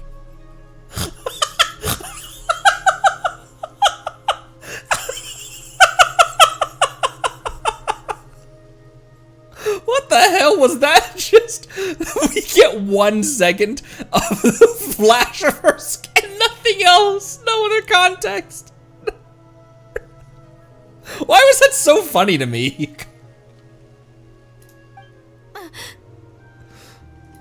tried so hard to hold back, but it looks like I still came across like a total glutton. Paimon didn't even realize how late it is. Hey, the night sky here is really pretty. Yeah, and it's all thanks to you both that I'm able to relax and enjoy it. I was cooped up in that cave the whole time you were gone. Now, I'm finally out. The air seems fresher, and the stars more beautiful than ever before. You weren't in there that long. But she thought you were gonna starve to death. The time probably passed unbearably slowly. When I was young, I used to lie on the roof of my house, gazing up at the stars. And often, my mind would drift to this question. Is this starry sky actually real? What an interesting question. Wait, why would she think that? Does she know about the false sky? But my grandma would tell me the answer to that question doesn't really matter. Think of all the people in our village who spend their entire lives here, she'd say. To them, that little village is their whole world. And so, if it's our destiny to live beneath this sky all our lives, then whatever may or may not lie beyond, this is our world. And that sky is real to us. Paimon kinda gets you, but also not really. Is it kind of like how journeying with the traveler is everything to Paimon right now? She's kinda right, but also not really. I really treasured my world for a really long time. The village was my everything. The houses, the scenery, stories I always loved to hear about the Savior. But I could never bring myself to agree with Grandma. Even if the village was my entire world, I still had to know what lay outside its borders. Yeah, go you! So, I finally ventured out and set off on my journey to find the Savior. I'm going to make my world bigger, one step at a time. And I'm not going to stop until I've seen what's beyond the stars. Maybe then, I'll finally get an answer to the question I had as a child. Beyond the stars. Who knows? Maybe one day, I'll be sitting and chatting just like we are now, but with someone from another world. Ha, get it. Yeah, one day. Oh, if only we could tell her. But it's probably best not to open that can of worms right now. I need to find the Savior and protect my world. Then, I can make sure it continues to grow. That's the most worthwhile thing I can think of doing, so I've been giving it everything I've got. You know what? It's pretty cool. Paimon kinda wants to root for you now. Sorry. I got a little carried away. I always get chatty after a hearty meal. Just like my grandma. The more we chat, the more convinced I am that she's not a bad person. And it doesn't sound like she's been brainwashed by the Abyss Order. Maybe we can afford to trust her? Hold on. Shh. It's them. The monsters are back. Where? Oh, still invisible, huh? In that case, guess we get to try that trick again. Your hand. Give to me. Can you see them now?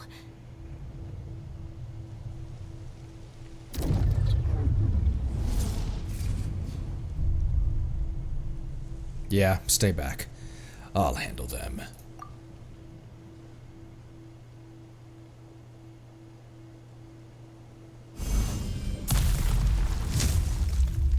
Oh, clutch.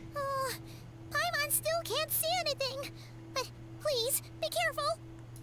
Traveler remembered that he can resonate with the elements at will. He often forgets that little nugget.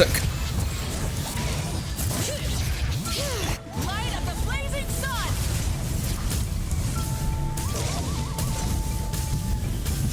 Bam, bam, bam. Closing in. Hey! Where do you think you're going? Swift as the sword.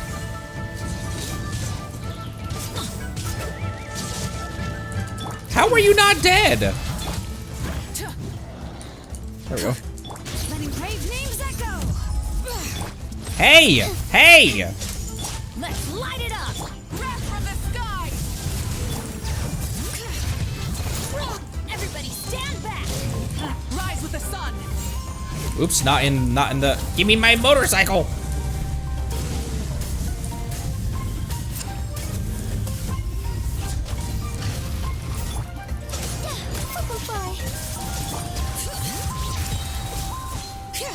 They're probably getting some residual flames in there from all of this that we're doing out here. Try and stop me.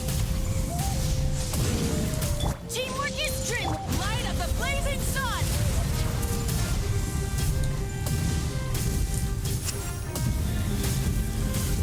Incinerate. Bad doggy. Oh my gosh, it's one of these bros. Bring it. Letting brave names echo. Ha!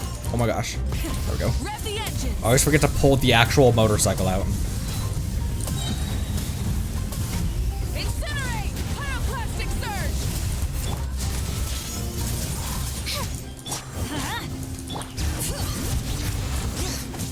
I'm going in. Dancing in the wind.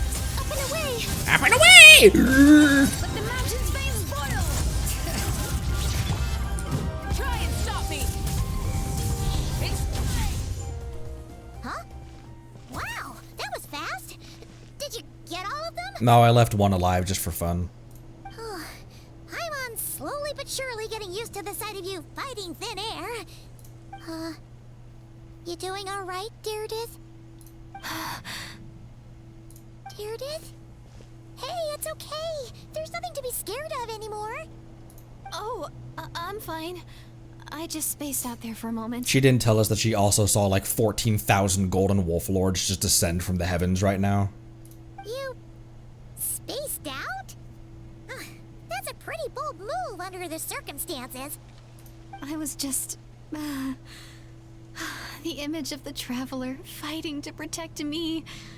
I was trying to commit it to memory. Seems like the least I can do. Ether, calm down. You have a quasi-girlfriend now. All right. Whatever floats your boat. Wherever floats your goat. Anyway, there are no more monsters in the area, and it's getting late. Why don't you stay here tonight? Whoa. Sounds reasonable to Paimon. What do you think, Traveler? Granny Eatsley's gonna kill us. She's actually gonna murder us now. I'm personally satisfied that Deirdith isn't a threat, but can't hurt to monitor her for another night. You keep telling yourself that, Ether. Deirdith will be... Huh? Deirdith? Why are you going in alone? As you stare at the hibernation chamber key in your hand, you start to relax and fall into your sleep. Soon a vivid dream fills your mind.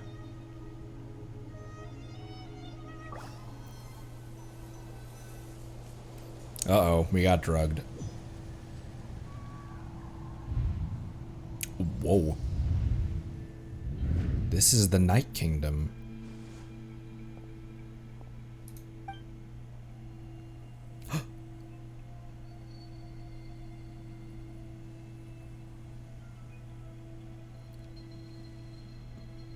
It's one of her flowers. Lumine, and the Lord of the Night?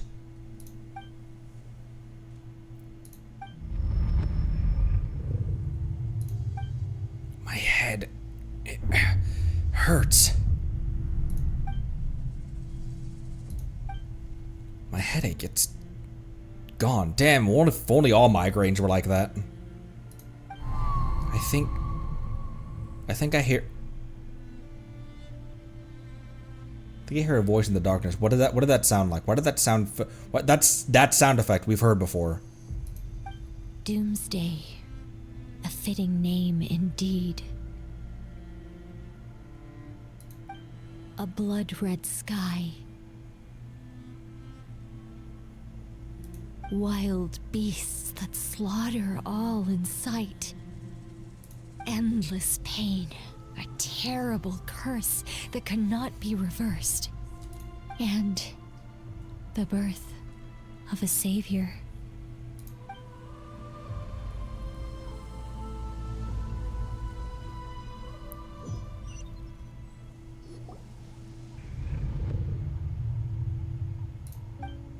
That dream I just had.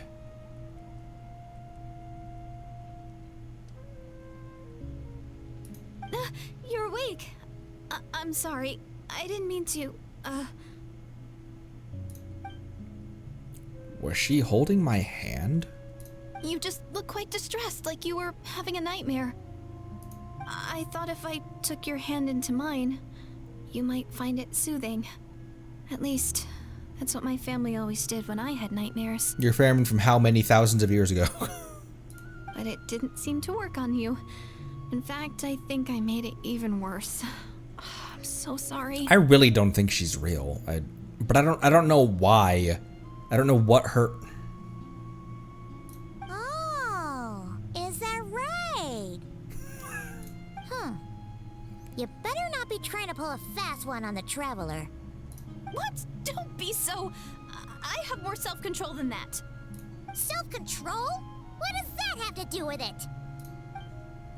Still can't remember anything. What did I see in my dreams just now? I think I saw Lumine in the Night Kingdom at the very start of the dream, but I can't remember what happened next. Never mind. If the memory is gone, I can't force myself to remember it. I'm gonna go back to sleep. We can catch up tomorrow morning. No way is Paimon getting back to sleep after this. You go ahead. But for the rest of the night, Paimon is staying up to keep an eye on this young lady. Good. Granny would be proud. Oh, do I really seem that shady to you?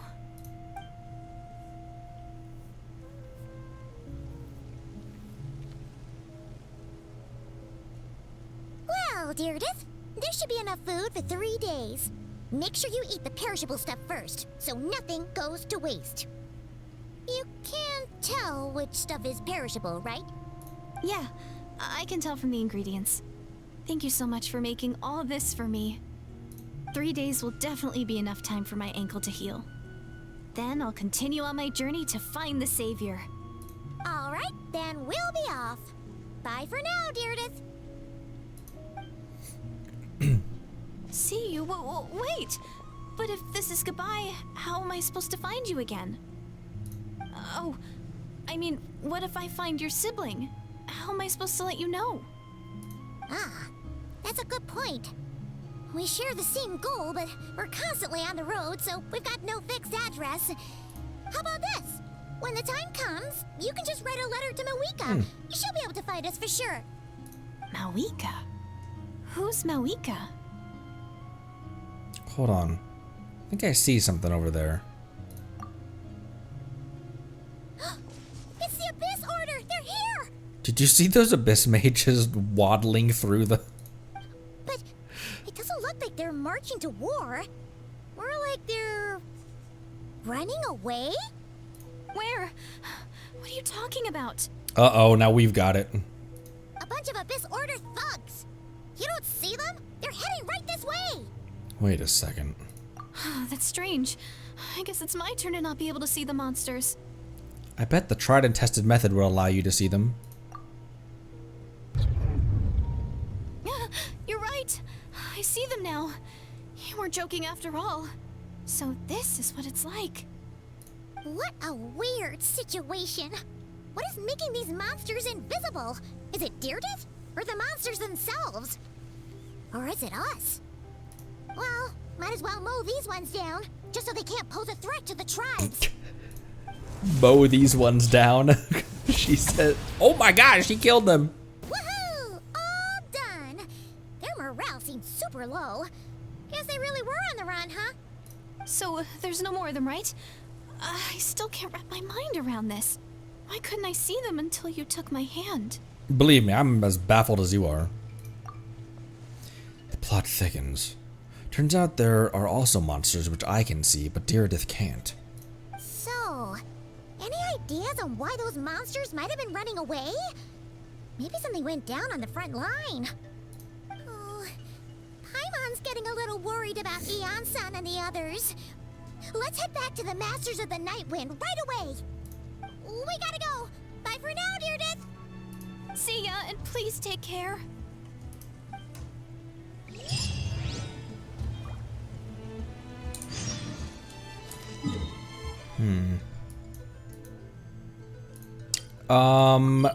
Nothing happened while you were Actually, I won't keep secrets from you. Citlali, we held hands again.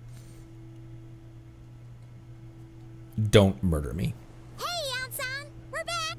But my forehead is reserved for you alone, Granny Eatsley. We ran into quite a big group from the Abyss Order just now. Has something happened at the front?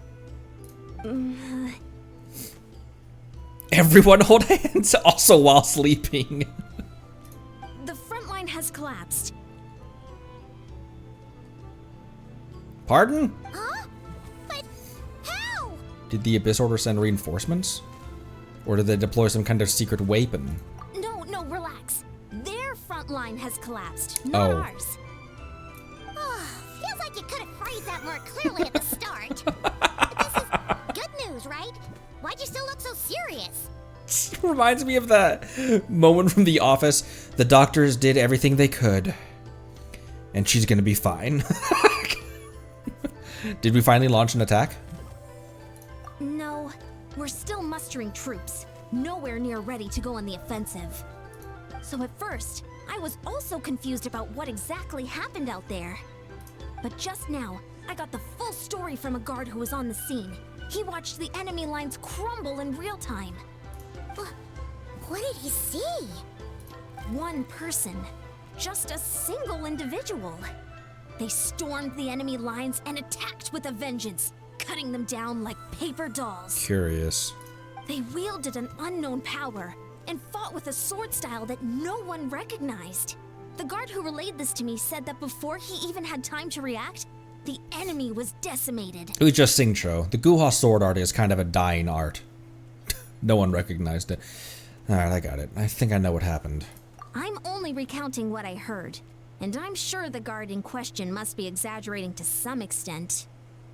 But still, we have to identify this person. And assuming they're a neutral party, we'll need to figure out how to engage with them. Clearly they're a force to be reckoned with, so we don't want to come across as too weak or too hostile. It's quite a diplomatic conundrum. You don't need to sweat it, Eon-san. From your description, we're already pretty confident that we know this person.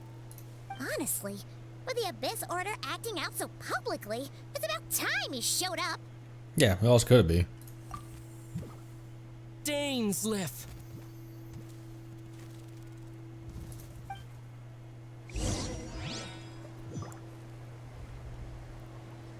He's... Why did he say that like a Pokemon? Why did he gotta say that like a Pokemon? Dainsliff! Dane! What got mine 10 items? When the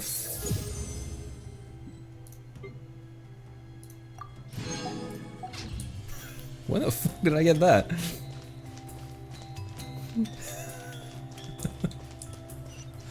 Where's Citlali? Have you seen my granny girlfriend? Those are words that Rev the engines!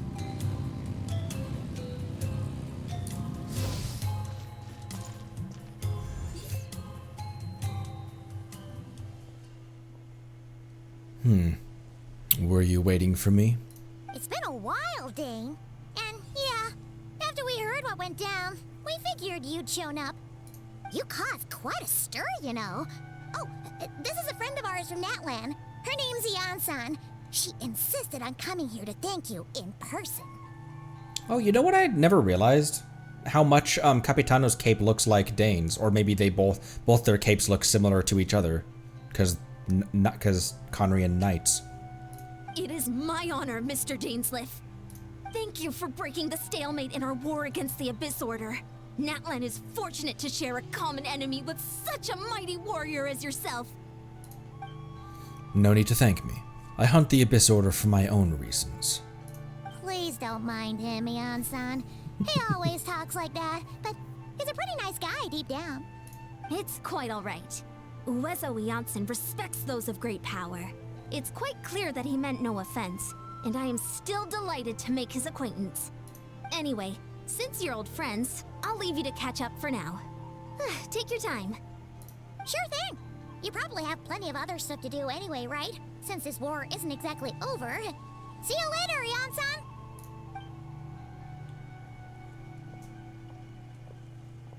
Hey, Dane. Would it have killed you to be a little more polite? She's our friend. It would. Nothing can kill him. Ian-san, yes. I will remember the name. But I will not invest more emotion than is necessary when dealing with the citizens of the Seven. It is a matter of principle for me. Fine, since you helped break the stalemate, we'll let you off the hook. Ugh, so stubborn. But whatever. So anyway, Dane, do you have any new info about the Abyss Order for us? Any idea what they're trying to achieve with this war, for example? Never before have I seen the Abyss Order take actions on such a large scale. Taken at face value, it seems highly illogical. In a war with the Natlanese, the odds are stacked firmly against them. They surely cannot be unaware of this. Their true goal must be a deeper one. We thought so too. But it sounds like you're no closer to learning what that goal is than we are. I've been on the case for some time. Even captured and interrogated several Abyss Order members. Yet still, I am none the wiser. I can only assume they have gone to great lengths to keep their real operations a secret. I have a bad feeling about this. The Abyss Order is wasting a lot of its forces attacking Natlan, so whatever they stand to gain must hold enormous value to them. What do you think we should do? Since we lack actionable intelligence for now, we might as well continue to focus on the fighting. Leave them to their secret plots. If they're so willing to sacrifice manpower for it, I intend to make that sacrifice greater and more painful than they could ever have anticipated. If we use this opportunity correctly, I believe we can eliminate the vast majority of the Abyss Order's forces. They'll never be able to mount such a large campaign ever again. That outcome is well worth our time. And the sooner we can do that, the better. That's right. The ideal scenario would be to destroy them before they can reach their goal. Paimon gets it. Nothing in the world can satisfy you like making mincemeat out of the Abyss Order, right? Right. Wow. Okay. A rare, candid response from Dane. Sounds like Dane's one-man attack on the enemy front has put him in a good mood. What about you? Any news to share from your end? Yeah, I got a granny girlfriend now since the last time I saw you. Well, actually, we found his sister's hibernation chamber key near the Collective of Plenty. She must have lost it. So she's here in person. Unsurprising, given the scale of this operation. Oh, and there's more! After finding the key, we also ran into this weird girl. That was just Ether. She kept seeing monsters that we couldn't see, and then, this other time, we saw a load of monsters, but she couldn't. She also said she was on a journey to find the Savior. Her description of this Savior matched the Traveler pretty closely, so we figured it's probably his sister. Hold on. That girl called her the Savior? Yeah, that's right. Is something the matter, Dane? The last time I heard that term was before the Cataclysm. And not just that. It referred to your sister then, too.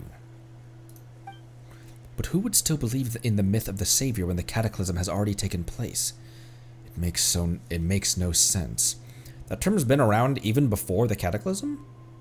Wait, wasn't his sister called the Princess, though? Where did this Savior thing come from? Well, when she was first granted the title of Princess. The Vinster King and the entire court of Conria set about loudly proclaiming the might that she would bring to the nation. They made it sound as if with her there, all pain and suffering would be washed away, and the future of Conria would be brighter than anyone could imagine. The Savior was the celebratory title given to the princess by those who believed this rhetoric. Of course, you know how that story ended. In hindsight, the cruel irony is glaring. All that title really stood for was the Vinster King's lust for power. Oh, sounds like the people of Conria really believed in her. Is that why Lumina's so determined to revive for the homeland? Because she thinks she failed as the Conrian savior? But that certainly doesn't explain everything. There must be other reasons. As for the girl you met, allow me to offer some speculation. I suspect she is descended from pure-blood Conrians afflicted with the curse of immortality. They must have resettled somewhere remote, cut off from the rest of the world. That would explain how her people retained their ancient beliefs, including the myth of the golden-haired savior. Ah, Paimon gets it now. So, a bit like Kaya, except she grew up somewhere more isolated? Still, that doesn't explain the invisible monster situation. If she can't provide us with any more valuable intelligence, I suggest we shift our attention back to the Abyss Order. Sure. Also, why don't you stay with us at the Masters of the Night Wind for tonight? You must be tired after all that fighting today. I will consider it, but we must discuss our next steps first thing tomorrow morning. We can't give the Abyss Order any time to regroup.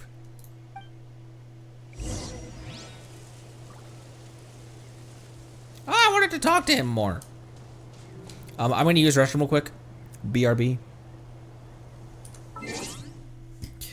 Granny Eatsley not happy with me holding hands and sleeping in a cave with a random woman. But you know what? I feel bad about that.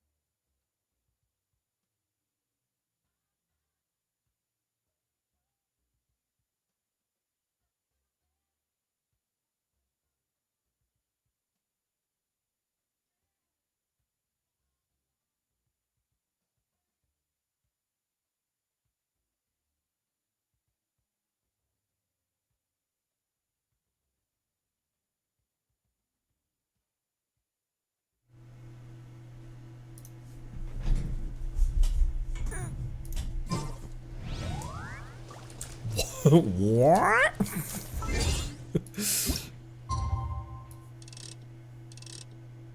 Following day, 8. Alright, Dane, you can bunk here in the Masters of the Night Wind. I'm gonna go to, I have this key to a certain house nearby. I'll go bunk there.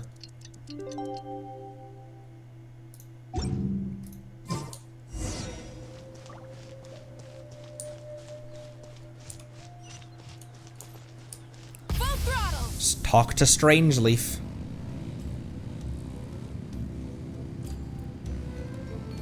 Dane's loaf. All right. I want to see a picture of a cat with the Dainsleif eye patch. Loafing. Just sitting down like a loaf. Dane's loaf. Okay, anyway.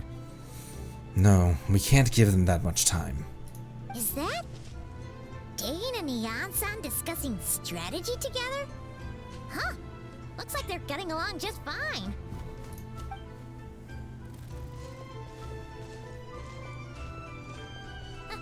Morning! What are you guys talking about? Ah, you're here. I have some good news to share with you. We just got word from the Scions of the Canopy. Their intelligence has reported that they've discovered the Abyss Order's headquarters in Natlan. After their front lines dissolved, the bulk of their forces fell back to that area. It's also where their central command is located. The location? The Cinder City. Oh. Cinder City, huh? That tracks. Seems like their kind of place. Hey, this is great! This could be our chance to crush the Abyss Order once and for all! And with any luck, maybe we'll find your sister there too. Yep, our army is almost ready, and we've sent a message to Malwika to let her know the plan. We can't really launch an operation this big without the okay from the Archon. I mean, we could, but I beg to differ. This is wasting time. You have the intel you need, so act on it. Every second you delay only increases the Abyss Order's odds of survival. I've already explained my reasoning, Mr. Dainsleif.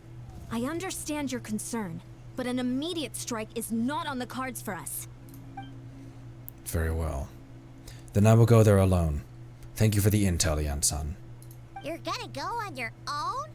Come on, be sensible. Just wait a tiny bit longer and you'll have a whole army going with you. It's all right. I support your decision, Mr. Dainsleif. Huh? Shouldn't you be talking sense into him? I admire his courage, and I believe he is strong enough to take on the Abyss Order on his own. They saw him in action already, I mean... And even if things don't go to plan, he just needs to bide his time until we arrive with reinforcements. Mr. Dainsleif, I wish you the very best of luck. Thank you. Looks like he's waiting for you to say something, Traveler. Alright, fine, I'm coming. For a second there, Paimon actually thought he was gonna brave it alone. And then he called his own bluff. Alright, fine. If I must. Meet up with Explainsleif. I think I am gonna switch to this team, actually.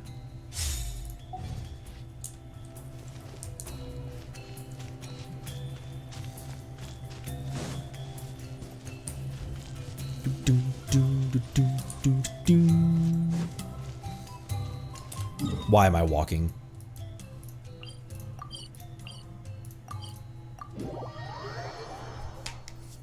Time to bust their bunker, if you know what I mean. Assault the Abyss Order Stronghold. Let me make sure everyone has their normal stuff, by the way. Because I just brought in characters that we weren't playing just now.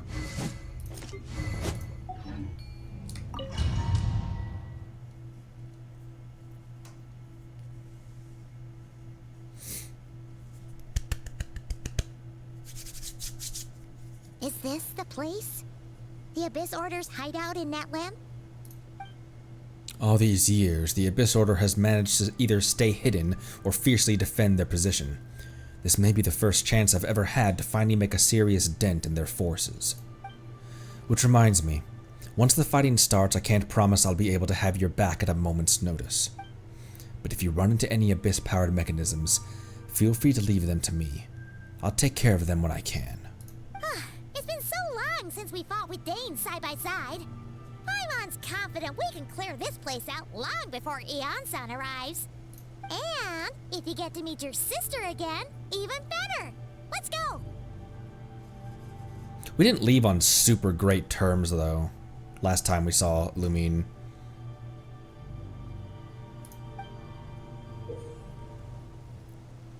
She did give us the, no, you don't.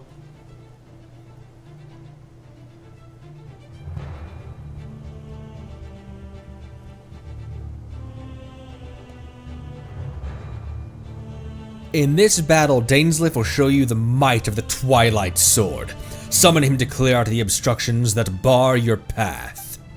The swordsmanship Dainsleif masters as the Conrian Court Guard captain allows him to easily espy the weakness in opposing elemental wards. His long war against the Abyss has made him highly cognizant of their weaknesses, allowing him to also destroy their void wards. I thought he was gonna be. I thought he was gonna be playable. Notice how it's shaped like a heart?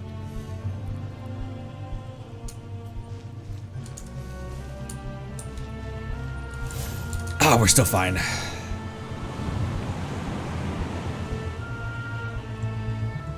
What a tease! The hell?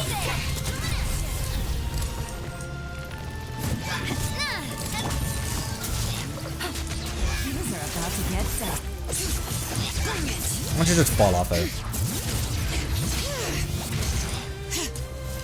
Did he fall? Is he dead? Okay.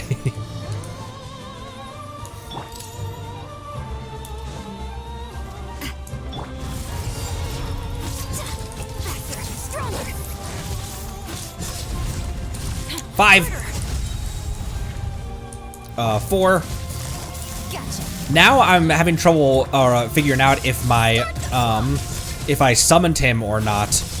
Why can't I switch? There we go.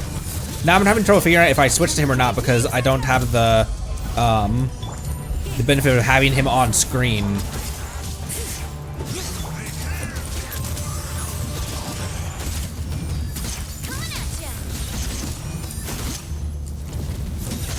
Come on, put that silly thing up. Control breathing. Let's move. Busted. This is a very different battle from the one we fought with Eon-san. No one's backing down. They're fighting back with everything they have. Cheap tricks. Quietly now. I'm actually having to really pay attention to who I'm switching to. Quick as a flash. On my mark. 4. Oh, that's not ready yet. Watch out. Coming at you. 5. Yelon. Ow! Gotcha. Eon-san. Let's Eon-san burst. Go. hear the echoes of the valley. Here comes the catch.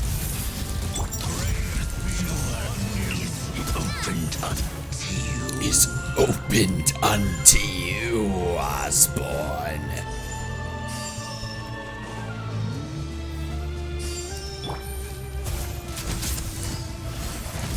Control breathing. Oh my gosh! Eon-san was too short. Letting great names echo. Flower Sendo from the Steenalith Club. Coming at ya. Ha! Watch out. Busted. On my mark. On my morb. Come here, Dane. Let the mountain's veins boil. Hiya. Hey there. I was having to genuinely look down and see if like Dainsleif had been used, because usually when you get a trial, it's as simple as like, oh, now that person's on screen. I don't know why that was such a learning curve for me to grasp.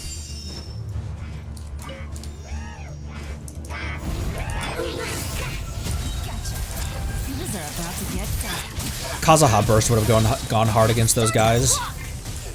Oh my gosh, she's too short. I keep standing underneath it. Whoa, that's an interesting thing for you to say.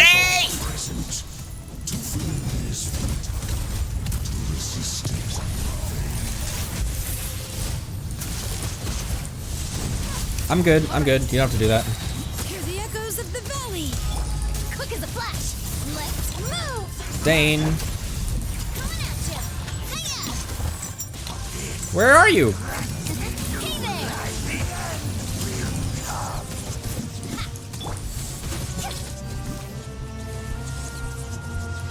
Are you done spinning? Start to bring it. Letting brave names echo. To me, Dane. Hey there. Shall rise once again. We see the end, but no trace of your sister. Who's calling the shots here?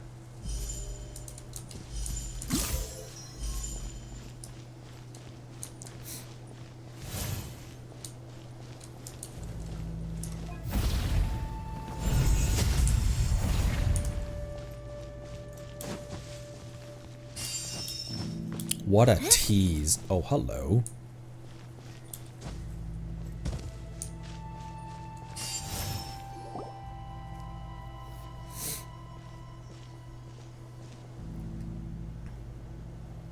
Welcome. Twilight Sword Dainsleif.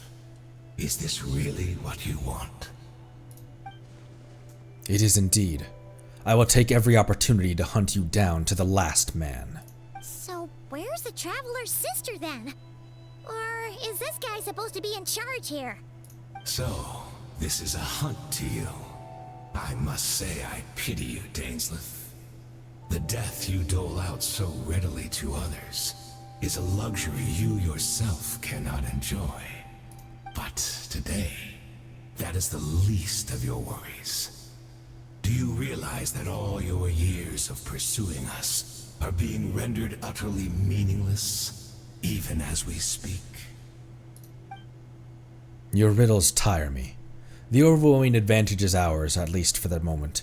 You know what that means for you. I'd like to see what makes you believe you've already won, or that you can still turn the tide of this war. Then allow me to be frank.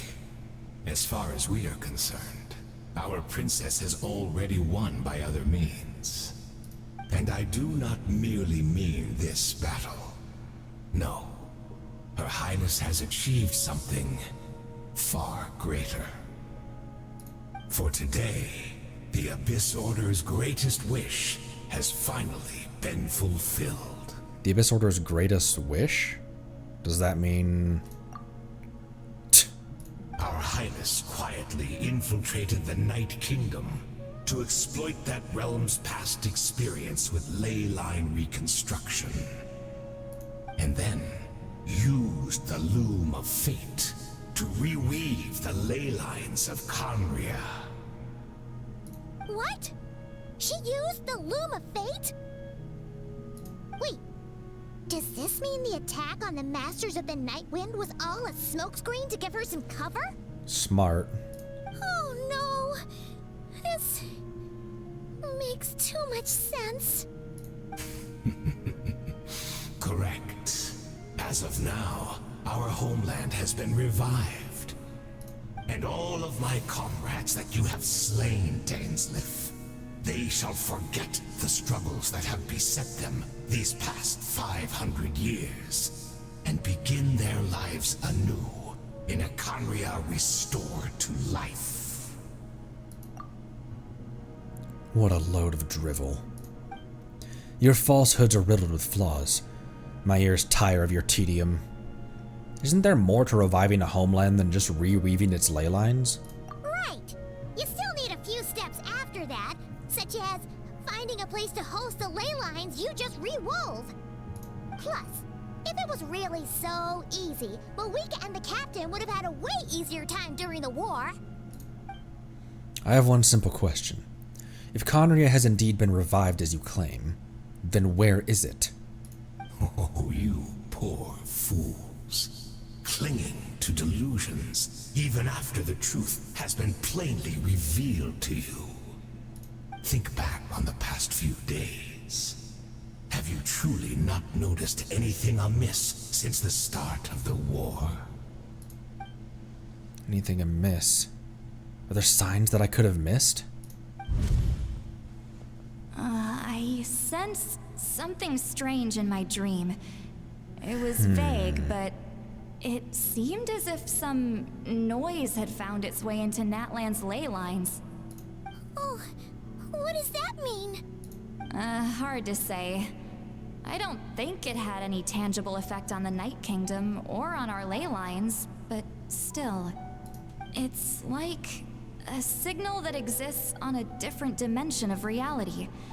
It might not interfere with ours or pose any detectable risk, but I just get the sense that something strange is going on. I also vaguely remember seeing Lumine in the Night Kingdom, facing the Lord of the Night. Wait, that's not all. There were other signs as well. Oh boy, the Abyss Order chose to retreat from the stronghold. The Abyss Order retreated when we attacked their stronghold with Yansan and Seat Lawley. This isn't their usual style.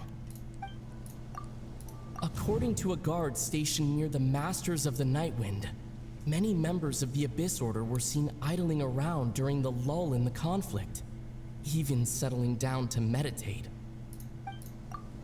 I couldn't see the monsters that Diridith could see, and she couldn't see the ones I could.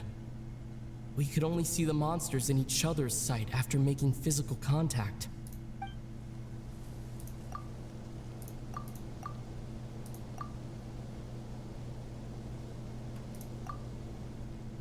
Assuming he is right, then another possibility arises. Maybe I'm in a different time and space from Diridith. If she's Conrian like Dane suspects, then that means this revived Conria he speaks of might actually exist. And despite hailing from a separate time and space, Diridith has found a way to communicate with us. Whatever may be going on in your mind right now, do not trust it. I urge you not to believe his lies. The notion that Conria has been revived is preposterous. Preposterous! Unless I see it with my own eyes, I refuse to entertain it.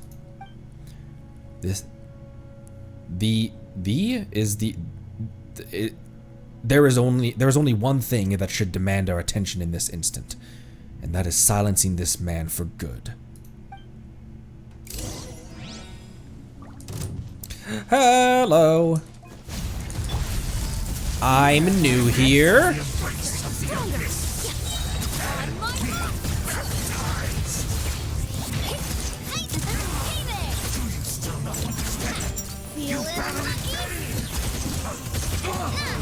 To me, Dainsleif.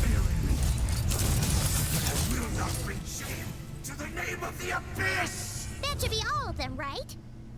So, we've destroyed the Abyss Order's headquarters in Natlan, but somehow, that didn't feel satisfying at all. What was Navia hitting for there?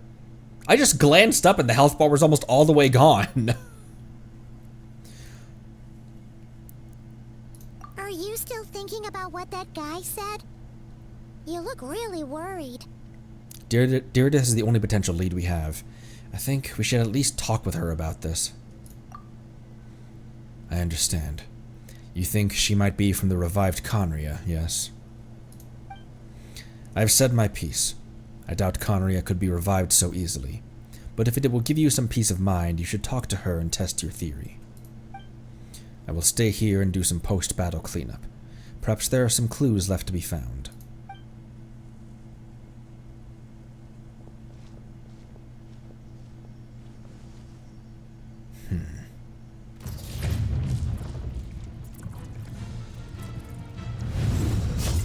Oh, what the f—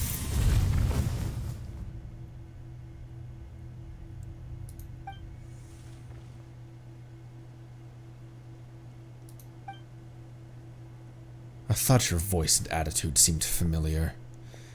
My mistake. I should have made sure you were dead earlier. I like how he don't like how he just went, gets a hand shoved through his chest and just goes, The curse of immortality has struck you too then, Hayden.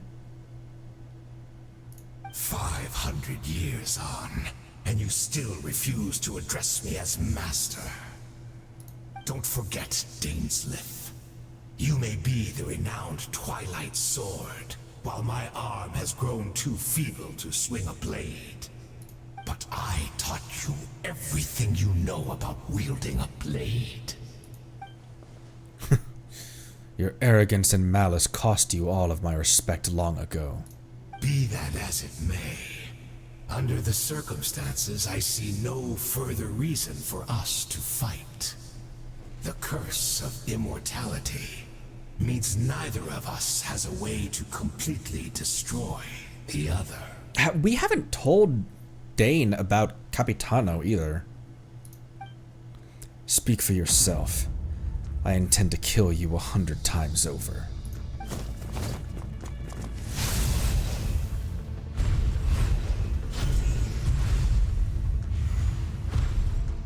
Ooh, damn.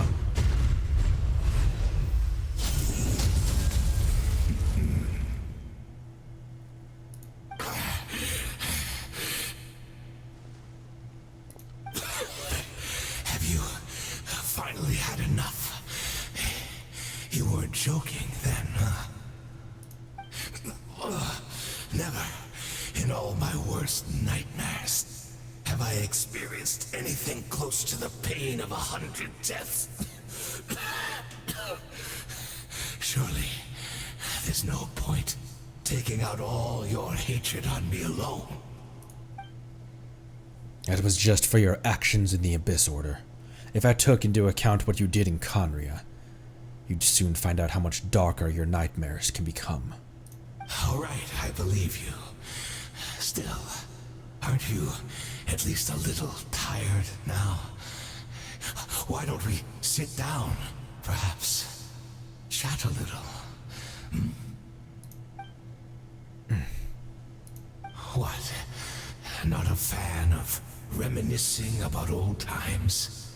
Well, I suppose you don't have many fond memories to look back on. Fucking ouch. I never thought you'd side with the Abyss Order, Hayden. Hayden? You could have easily blamed the princess for her betrayal. Indeed. When the cataclysm first struck, everyone prayed for the Savior to deliver them. But she was nowhere to be found. Yes, we knew that the great abyssal power within her had been divided up. Yet we still despaired at her choice to leave us. Still, I believe that everything she's doing now, including her regret over what happened, comes from a genuine place in her heart. And besides, who else can we place our faith in? We are proud Conrians, are we not? I mean, we can hardly turn to the gods. I suppose you have changed a lot over the past 500 years. Otherwise, I'd never expected you to forgive her. Had you been so generous during your time at the Knight Academy as my instructor in Black Serpent blade work, I might not have come to loathe you so much. Is that so? All my good deeds were clearly in the spirit of the Academy's code of chivalry. Yet I received corporal punishment for being restless and brash. And as much as it pains me to bring up his name, even my co-student, Sertologi,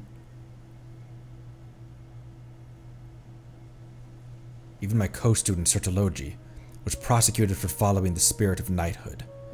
He even lost limbs over it.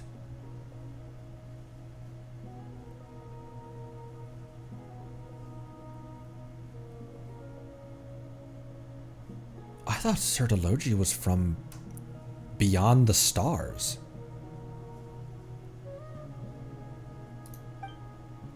There's little point in discussing it now, of course. But all of this was your doing, wasn't it, Hayden? You bore a mask of benevolence You wore a mask of benevolence as you viciously suppressed the next generation of knights, all to bolster your own position and reputation. What? Too cowardly to admit it? Oh, I'm sorry, Dainsleif. I would apologize to you for those actions, truly. But the fact is, I honestly can't remember them anymore. Look at me. Look at what has become of me. Only by the Abyss's grace have I managed to maintain this physical form. But as for the rest, memories, spirit, emotions, personality, they have long become eroded, fragmented beyond recognition. Even if mine was a past steeped in sin or in shame I once longed to hide, I would wish to remember it. That's fucking rough, dude. I guess I completely forgot that Skirk had meant. It was in Skirk's quest, right? That we learned that he was one of the 5 sinners. Without my history, I fear I will become another person entirely.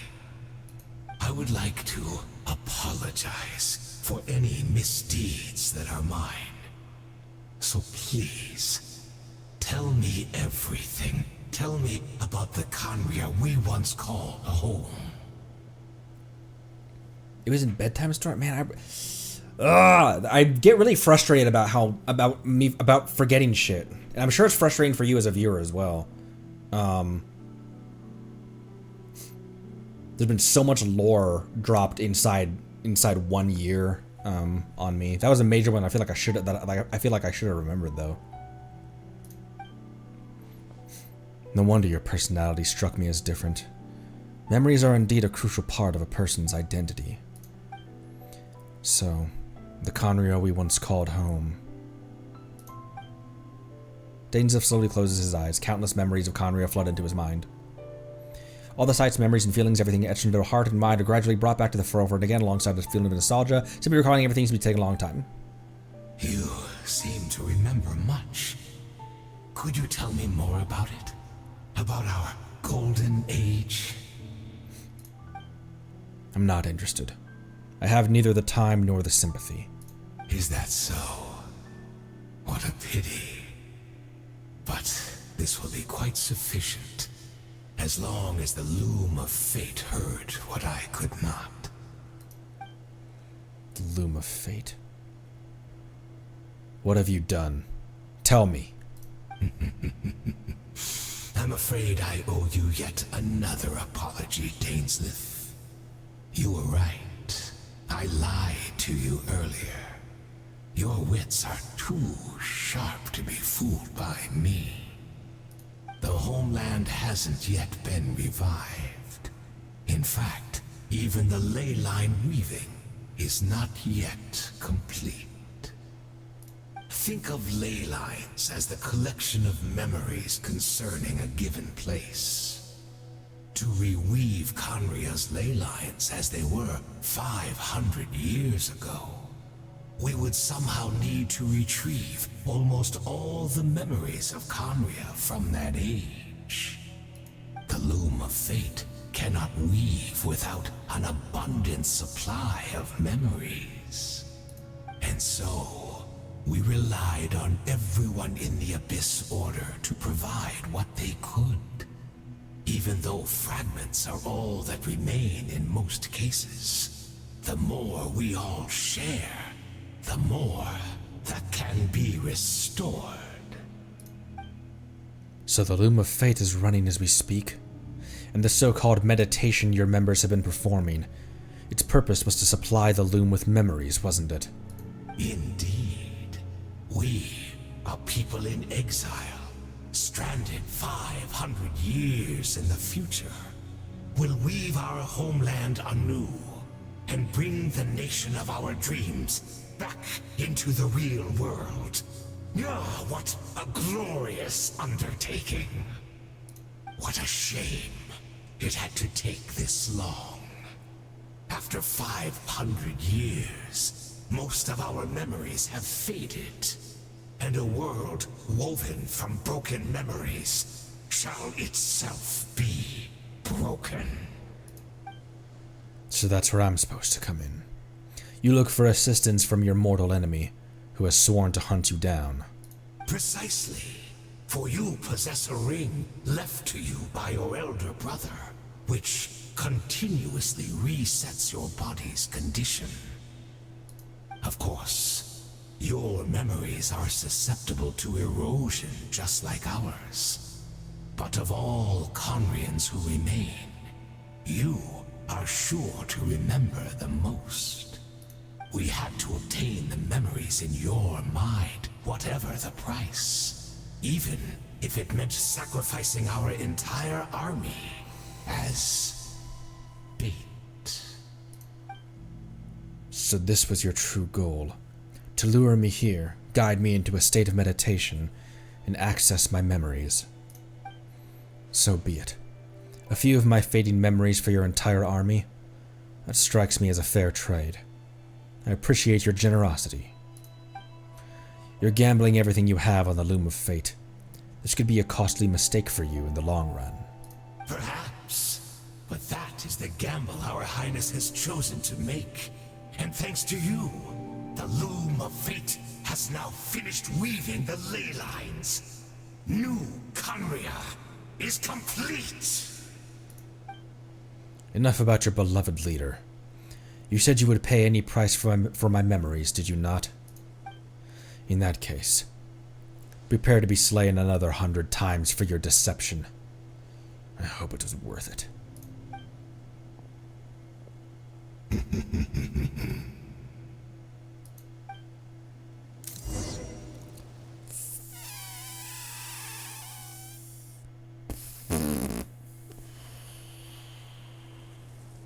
What were we doing in the meantime?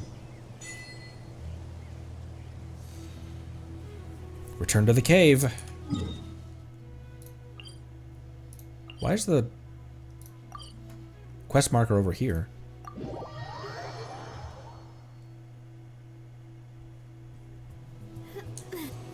Oh, she's standing on the cliff. It's Judith! Great! She's still here! Hydro Dragon, don't cry. Hydro Dragon's crying because we're about to go hold hands with... Raining again. Oh my gosh, I'm sorry, Navia. You do not deserve that trauma.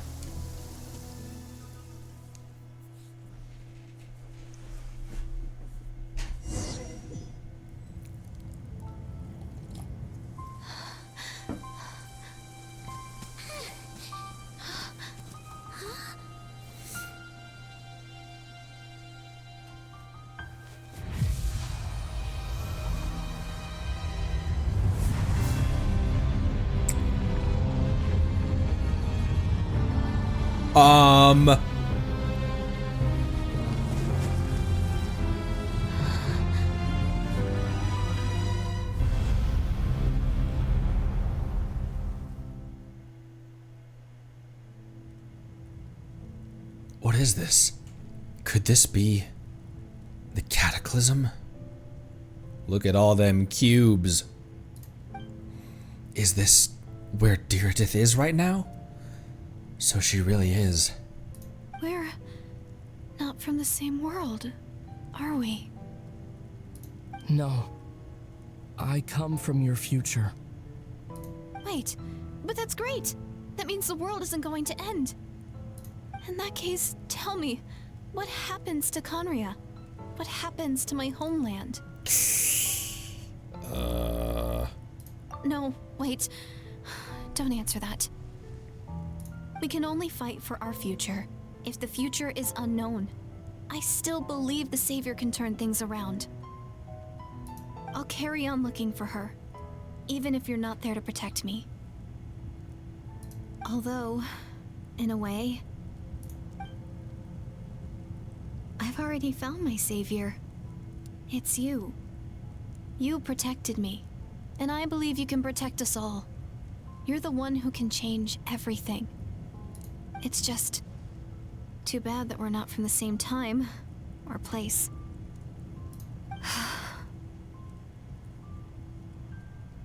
Oh, one last thing before I forget.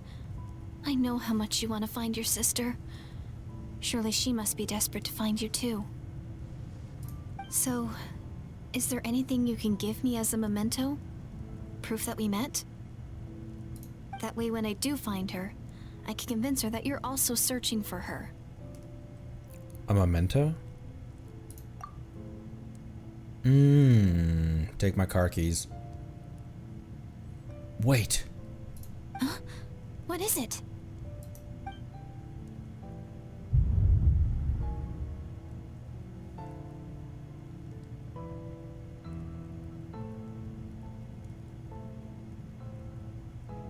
If this is her future, if this is her fate.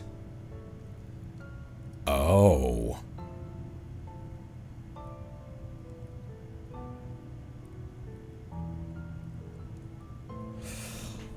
Oh.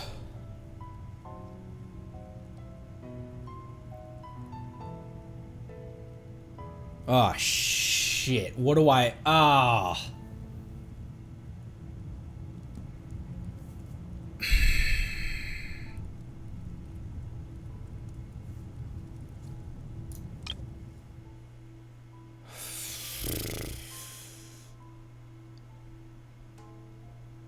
She's not as desperate to find us as we are to find her, though, because the times that we've met, the last time that we met with her, with Carter Bear, she was either in so many words said, but no, she was like, no, I still have to do this. You don't understand. You don't understand why I have to complete my mission. And even the first time that we met her, the first time that we reunited with her in We Will Be Reunited, she was like, we've got time.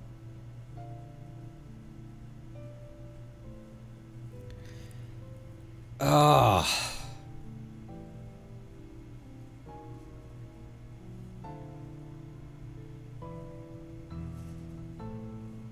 I feel like I want to hang on to the key. Because Lumine knows we're still looking for her. Every time that we've met with her, every time that we've seen her, it's been clear that we're not giving up on that.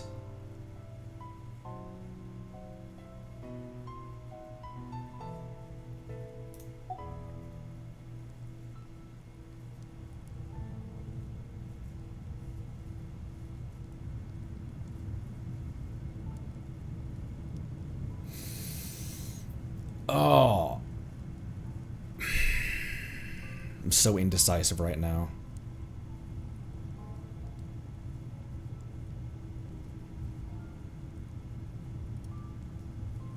Sorry, give me a sec. Man, I would...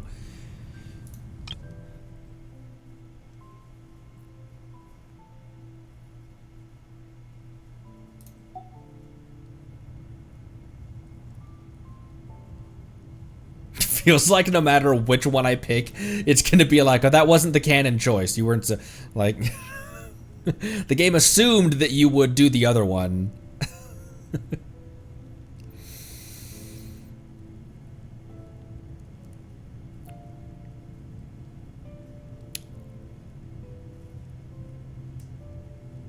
I'm gonna keep it. I'm gonna keep it. I'm going to cover chat on my end. Mods, you can take chat out of the emotes only box. And then when I want to look at chat again, I will look at chat. So you can go back to normal chat.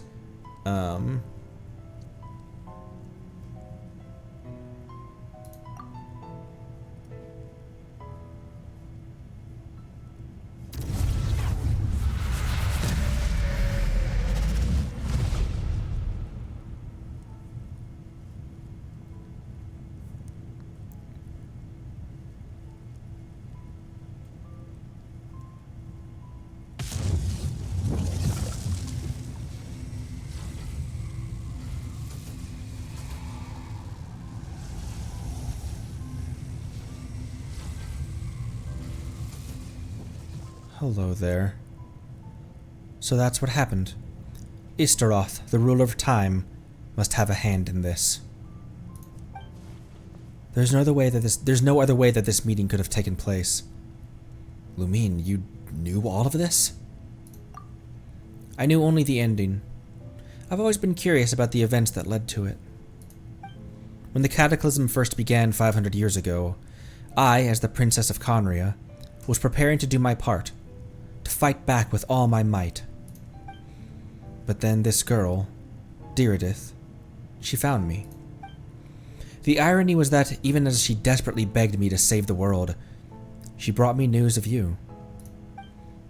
I was stunned, and I was suspicious of her claim that you were searching for me. But then, she showed me the key to your hibernation chamber. Does that choice not matter? So she actually did it? We've been separate. Oh, wait, no. Wait. That's not what that means, is it?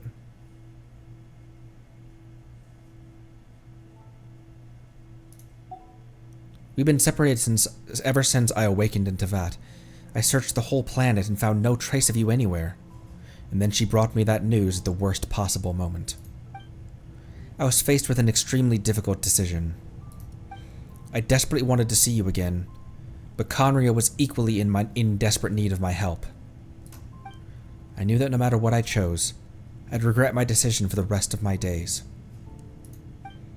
So I steeled myself against the guilt and made my decision. I went to see you. And then... But when I found you, you were still in hibernation. Even the key to the chamber was still secure on your person. So you're saying 3 keys existed simultaneously in that moment? I couldn't make sense of what I was seeing, but there was no time to think. I just grabbed you and ran. That's where we are right now. An intersection in our memories. This question has haunted me for the past 500 years. I never imagined the answer would come to me like this. So my actions 500 years in the future set everything in motion. Are you mocking me, Istaroth? Diridith succeeded in bringing us together, but unfortunately, it is versions of us 500 years apart. She hoped that the Savior would rescue Conria, save the entire world, but instead the news she brought led the Savior to make the complete opposite decision. How awful. Is that her fate? Is that how her story must end? Has Conria really been revived? Not yet. But I've taken a very important step. Now the ley lines of Conria are complete. I'd always thought that Tevat's ley lines were locked by the heavenly principles. No more can be added, and existing ones cannot be replaced. But then I learned that Natlan's Night Kingdom appeared to be an exception to the rule, and it intrigued me ever since. So I directed the Abyss Order to feign an attack on Natlan, buying me some time to enter the Night Kingdom and negotiate with the Lord of the Night. Unfortunately, for other reasons, even the Night Kingdom cannot host any new ley lines. The most I could get was some room to carry out the weaving process. The Lord of the Night did say that even she can only reconstruct Natlan's ley lines. It's probably for the same reason. Still, I received the Lord of the Night's permission and activated the Loom of Fate. Using an Intivat as the base. Oh. I was able to grow a realm based on the Conria of 500 years ago, superimposing it over present-day Natlan's space-time. Weird. That superimposition is what allowed you and Diridith to cross paths like the planes leaking into one another. That's what I saw in my dream. She's not lying about that, at least. But what I don't understand is, why did the Lord of Night agree to this?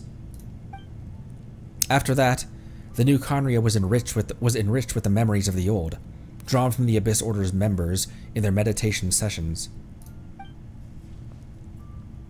With those memories as raw materials, and the superimposed realm as a template, the Loom of Fate finally finished its work. What I now hold in my hand is the Atlas of the New World.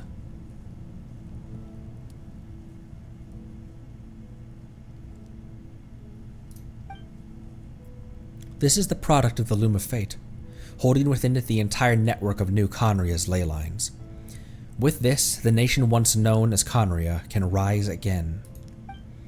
One day, I will find a suitable host location for it. Why? Why is reviving Conria so important to you? I don't understand. Is it really just because of guilt? When I first arrived in Conria 500 years ago, my memory was completely blank. It was only after I served as their princess for many years that I slowly began to remember everything, including you. What? Your memories were erased?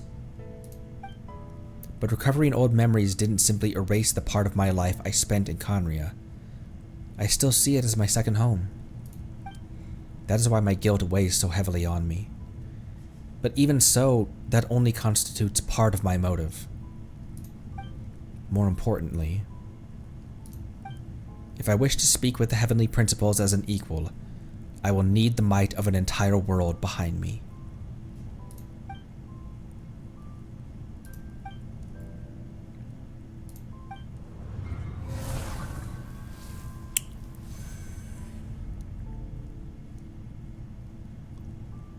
Hello there, mysterious portals with cubes flowing into them.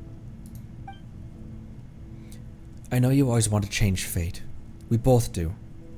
But this time, I won't let you succeed. I cannot miss the chance to reunite with you 500 years in the past, no matter what.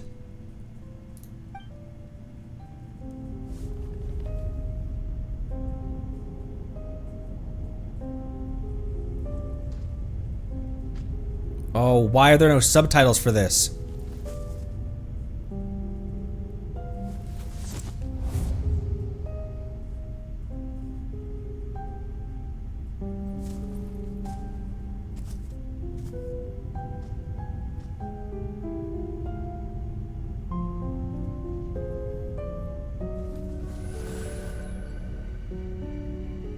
Oh,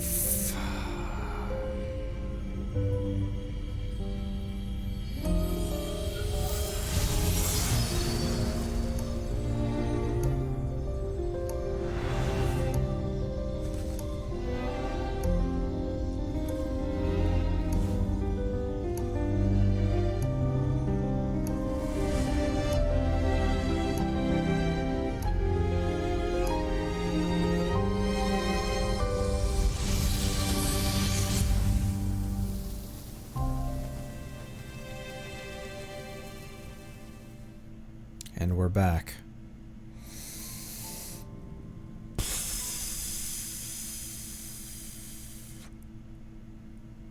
Why were there no subtitles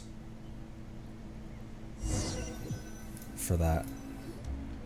Our hero is back. Everyone's been waiting for you. Okay. Thank you, Spides, for that.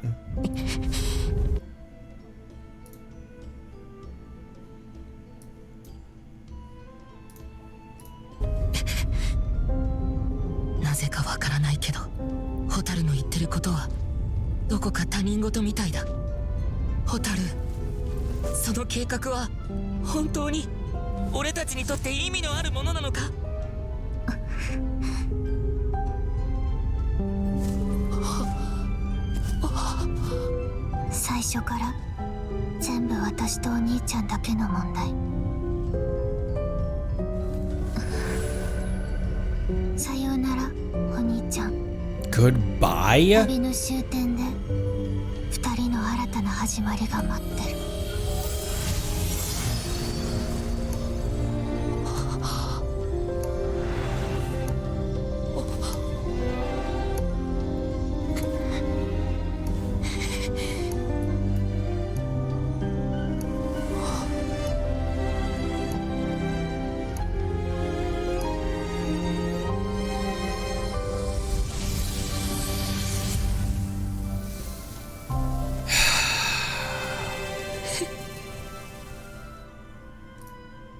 Whoa, demon, you click on that. There we go.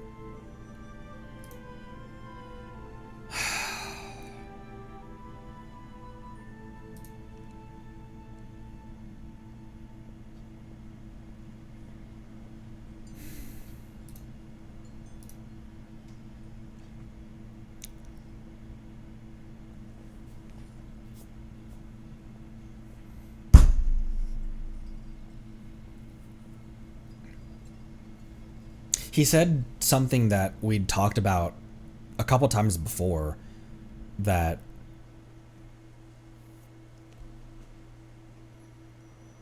this whole, like, all of the stuff in Teyvat, and he helps because that's his nature. It's his nature to help people. He's not one to just stand by and watch things happen. But from Mondstadt to Natlan, that's never been the primary goal for him. It's always been reuniting with his sister. And when he finally gets the chance, he finally says, all of this in Teyvat, whether it's Conria or everything from Mondstadt to Natlan to Snezhnaya, all of this just seems like a whole lot of not our problem. But he didn't see what she saw. He doesn't have the memory of living amongst Conria for years and years, and that she sees it as her home, and potentially she sees it as her home more so than their previous home, because we don't know what happened that led to their home's destruction, how long they were there, how long they were wandering the stars together.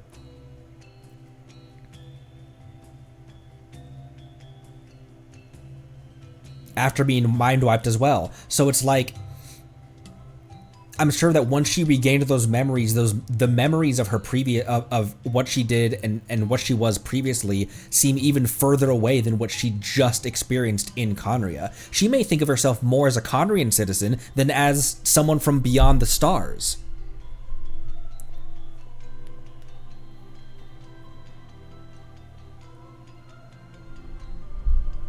And for Ether to say, it doesn't seem like you, what is his memory of... Who is the Ether of his memory? Who does he remember her as? And why are they so different? Because Abyss Twin sibling is the only sibling that we have ever known.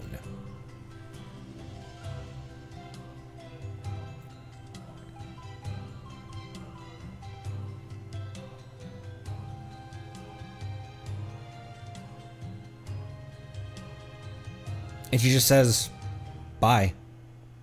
I'll see you again when your journey is finished. And there's something that we've talked about before as well, that it feels like Lumine is confident that once you have enough context, Ether, once you've seen what I've seen, or once you understand the things that the things that I've seen, then you'll see where I'm coming from. That you don't get it. You don't understand. You didn't see what I saw. You didn't experience what I experienced. And it feels like maybe a bit of not the Thanos ideology, but the Thanos level of anything you say against Thanos, he will just assume that his opinion of you is that you just don't have the life experience and the context to understand where he's coming from.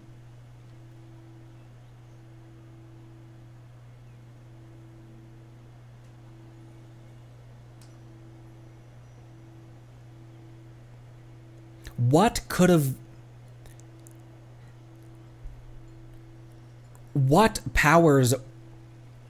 wiped her memories? Because when Ether awoke, it wasn't Link from Breath of the Wild. When Ether awoke, he didn't have all his memories wiped out. It was just that the world was very changed. The world was extremely changed. It was very different from when he had last been. Fantasy concussion. So many questions, so little answers.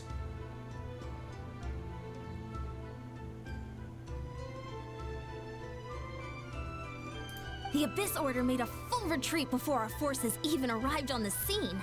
All thanks to your efforts, no doubt. Oh, and Mr. Dainsliff's, of course. Also, the Asmodee portal as well. with Paimon being absent. I could see people taking that in the direction that Paimon is Asmodee and she was spying on us. I could see that taking that in the simply Paimon was back in Teyvat and wasn't in the realm that we were in with Lumine. I could also see it that was Paimon reporting to Asmodee. I could see it. You could see it in so many different directions. None of them end with Paimon not being sus. All of them point to Paimon being sus, which we've known, but now we have so many more reasons to.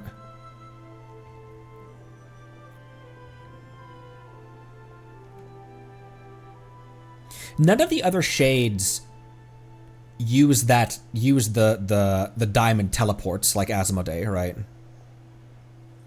Because I don't want to be misunderstood. I don't want to misunderstand that like, oh, those portals could be used by any of the shades. But the red diamond portals with the cubes flowing into them was definitely, it seems like susty stuff. Seemed to be Asmodee's calling card. Okay.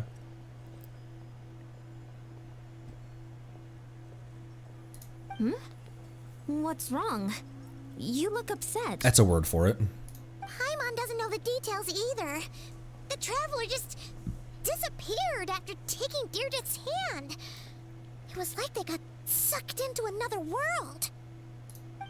Paimon was looking all over for him, and then he suddenly reappeared, right back in the same spot, but looking a lot more glum. It's fine, I just need some time to take everything in. Yeah, me too, buddy.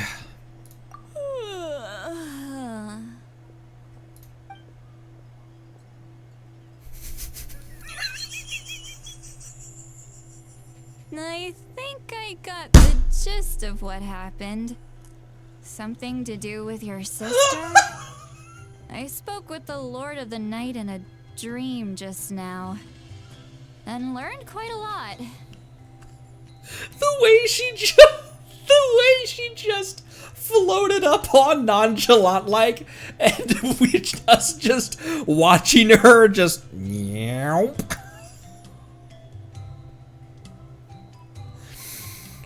Something to do with my sister. Spoke with the Lord of the Night and dreamed just now and learned a lot. Huh? You met your sister? I did. We had a long talk. And you didn't think to tell Paimon right away? Well, oh, never mind. Paimon can see that you're pretty down right now. But let's go over everything later, alright? It's like he lost her again. Because at least the other times that we lost, it was like, I'll see you again sometime.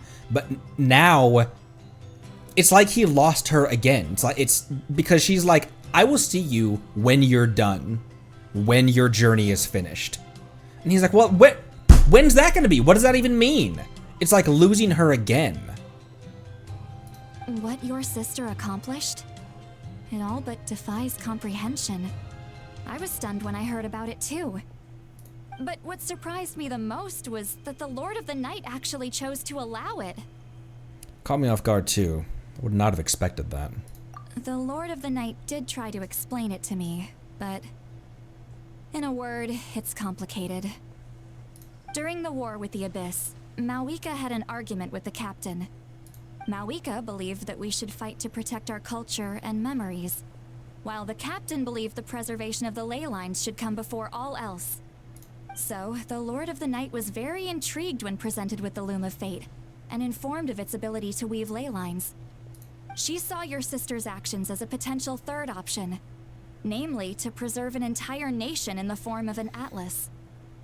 Preserve a nation? You've definitely lost me now. You're not the only one. Paimon's got no idea what's going on either. With that in mind, the Lord of the Night gave the go-ahead once she was satisfied that the Loom of Fate wouldn't have any real effect on Natlan. However, I believe she imposed an additional condition of her own. An additional condition? Did she ask for something in return? No idea. She wouldn't tell me what it was. Huh. Alright, well, let's not overthink this for now. We just won a war. Time for a well-earned drink to celebrate. I trust the Lord of the Night unreservedly. I'm sure she only involved herself to take a problem off our hands, so it's one less thing for us to worry about. Don't you agree, Traveler? Got a point. Still feel like a mess, though. Come on, let's head back to the Collective of Plenty. Oh, Veressa should be there too. We'll treat you to a real feast. I'm sorry, but there's somewhere else I want to go first. Huh?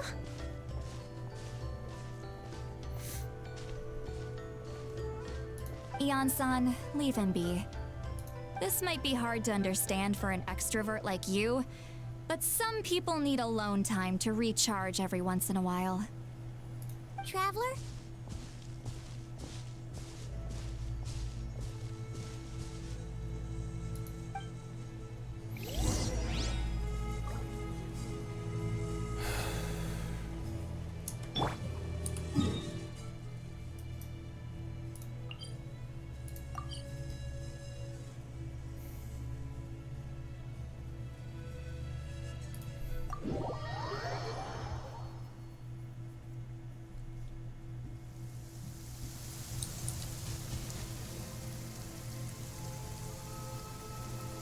That goodbye just feels like we're not going to get any more updates on that.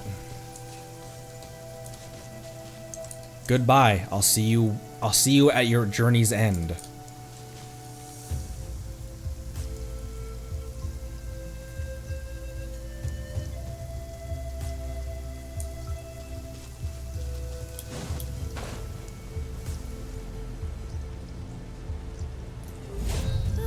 Fine.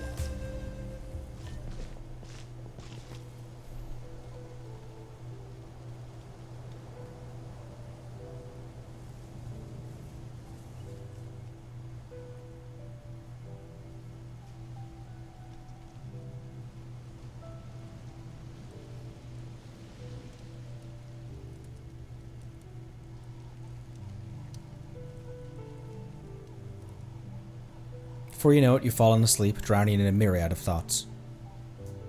You faintly sense what feels like someone clasping your hand. But this time it sends you into a deep sleep, where sweet dreams await.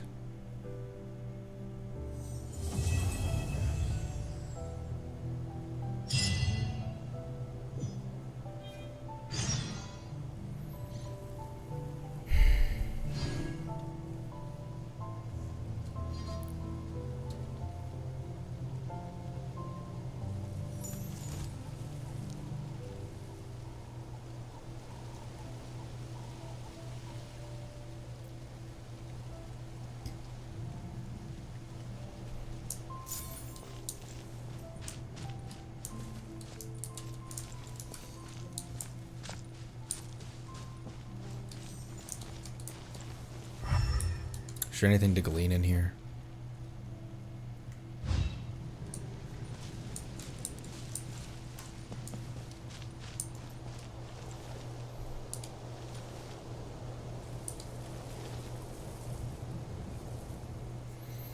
That does. It feels like...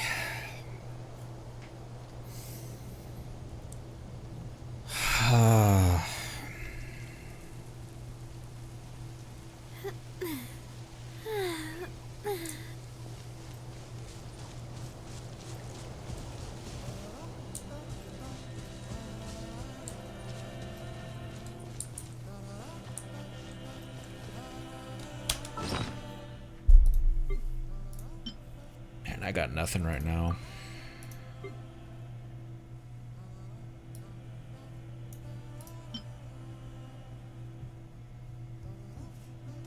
Wonder what happens if you give the key to her.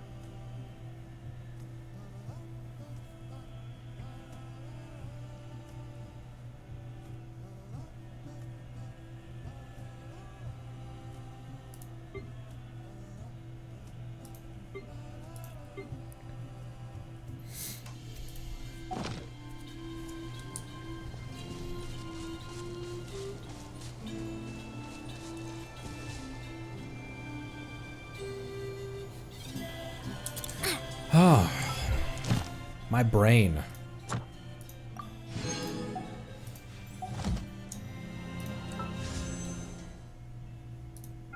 Can fix myself with a pole.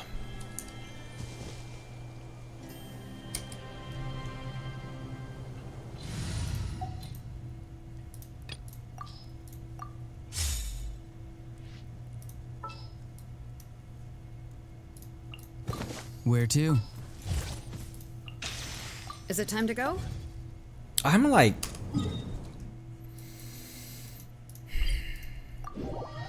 The whole linchpin of our journey, the whole point of our journey was to find our sister and reunite. And what that meant was unclear what the traveler's goal ultimately was. Whether it was reunite and continue living in Teyvat, or whether it was reunite and go back to traversing the stars. Regardless, the goal was to find our sister and get back together with her. And now it's like, that's not an option anymore. Because she will intentionally make herself scarce. We're now like a primary part of our...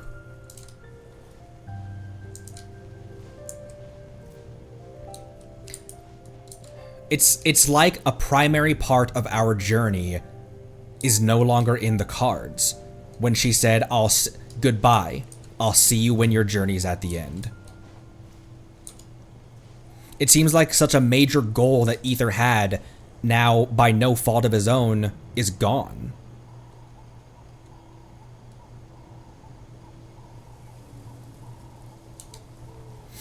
In the Travail Trail, the Traveler stands alone. I just thought that was I took that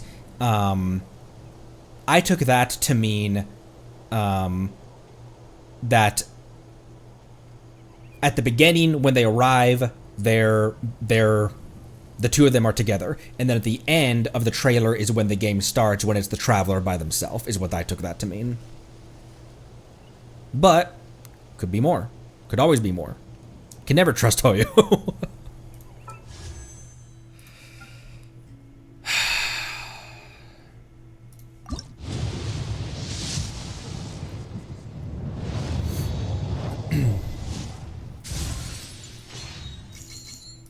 Do you think he strayed from that a while ago? I think that, I feel that he still has that as his primary objective. The way I interpreted his... What does any of this have to do with us? Is the way I interpreted that, or what I took from that, was that the Archon quests are side quests for him. His primary purpose was still to find his sister. Because the only reason that he was seeking out the Archons was to find information about his sister. Was to find information about the god that took his sister.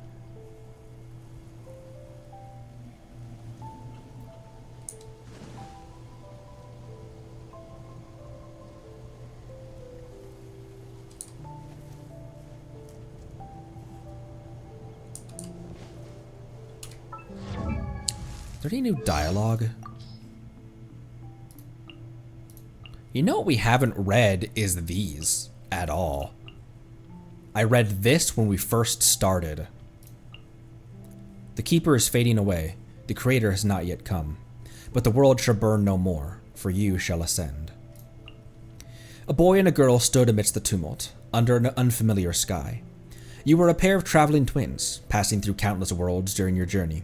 Descending upon a continent named Teyvat, you hoped that you would be able to enjoy your time here. But as you awoke among falling stars, you saw the world in turmoil, a cataclysm raging across the land.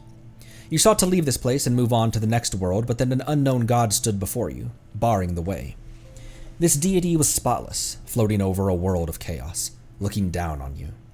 The god took away your only kin, and you were sealed and cast into a deep slumber filled with nightmares. When you reawakened, the world was changed. The flames of war no longer raged, and nothing was left that looked familiar. How long had you been asleep? You had no answers. Thus you began a lonely journey, seeking the deity that you had once laid eyes upon.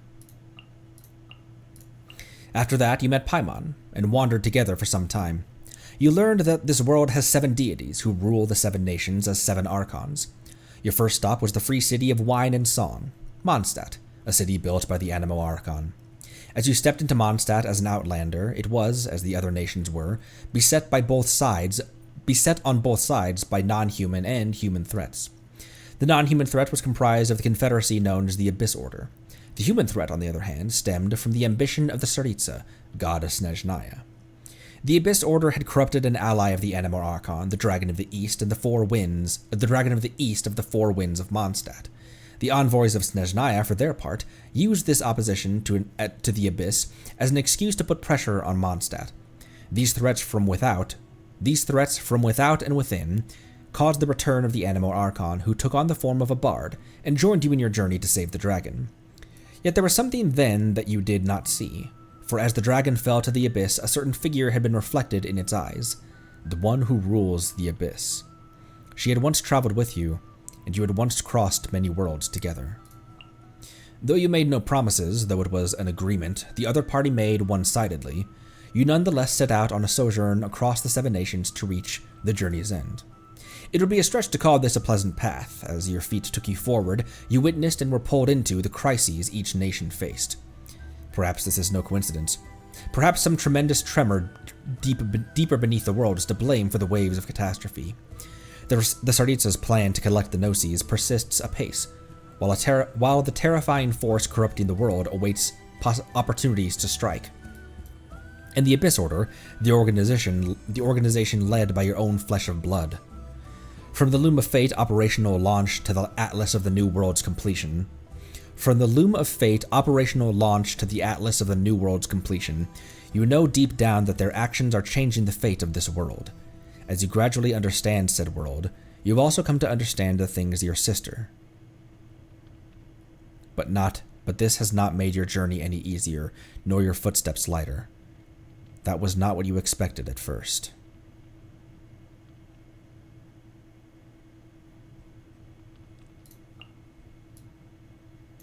I haven't read this either. When faced with circumstances that they cannot control, humans often bemoan their powerlessness.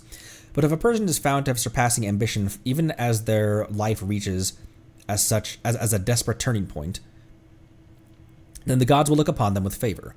This favor is the vision, an external magical focus given to those who have been acknowledged by the gods, which they can use to channel elemental power. Celestia is the realm of the gods, and the wielders of visions walk the earth below. When they depart from the world, the chosen will ascend. After coming from this world, you often hear people speak of such things. You, for your part, can never receive a vision, for an alien life form does not belong. Is it wise to allow a moment's ambition to dominate one's entire life? You have needed to consider many such thought-provoking questions, ones that require lengthy consideration during your journey through many worlds.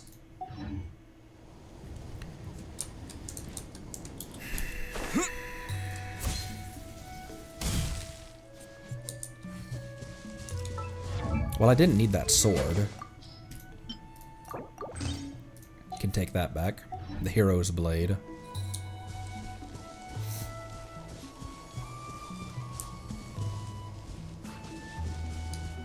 Jump!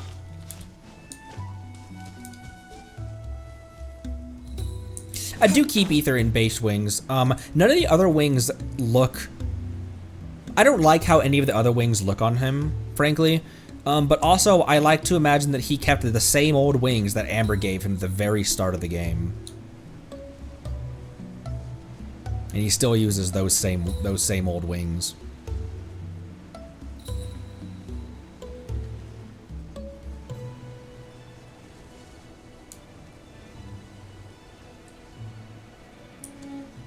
We're getting so close to the end, but we also aren't. You know what I mean? Like we keep saying, we're so close to the end. There is so much left that this game will...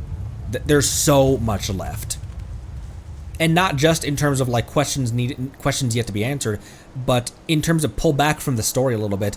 This game is nowhere close to have its book closed. They've got a lot more stuff to release. And just the reveals and the trailers that we've had in the past couple months the trailers that you guys have experienced that just have dropped bombshells on you in the past couple months for this 5-year-old game.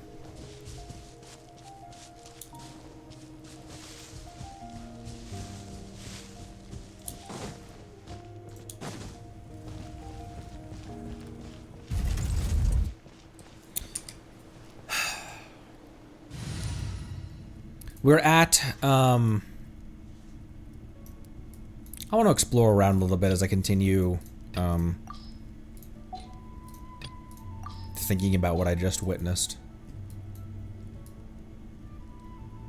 That just felt like such a depressing like such a depressing final note to end on.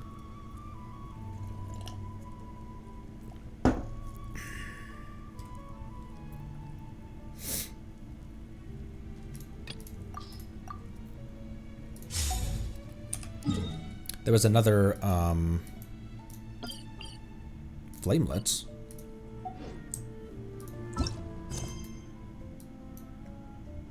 Oh. Oh, that's going to be our next stop in story then. Maybe we do that Monday?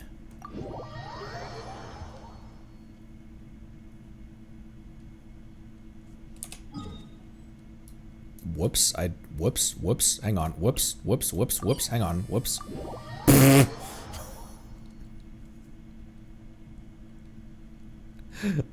My brain.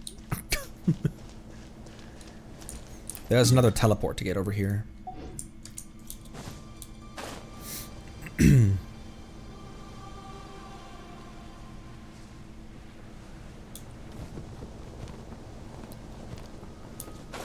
Connery wanted to hear harmonicas.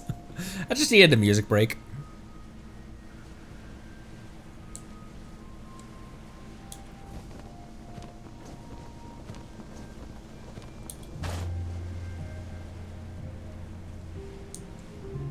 I'm just still stewing on...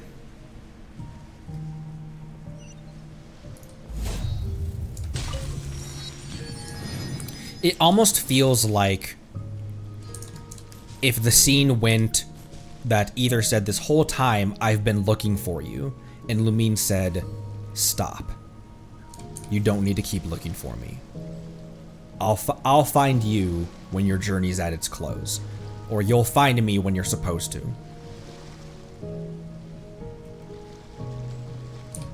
It's like the main quest that he's been on. The whole reason is try to reunite with his family. She's like, stop.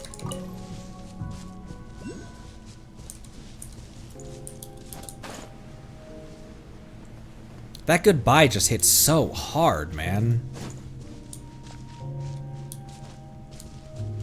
Because before, it was, we will be reunited. Is this what she meant by we will be reunited? We'll be reunited, but far in the future, after your quest is done.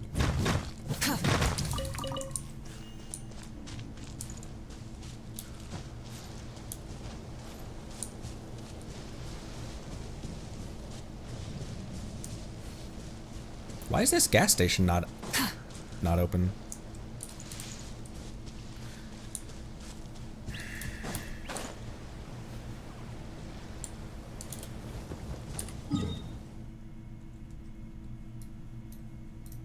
There's a friendly robot up here we can go fight.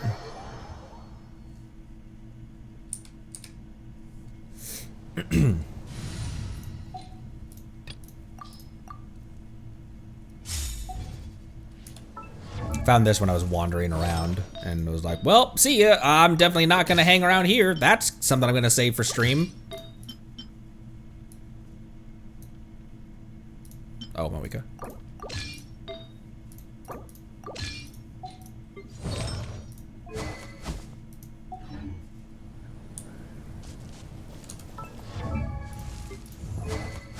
Okay, yeah. Well, that was a waste of that skill.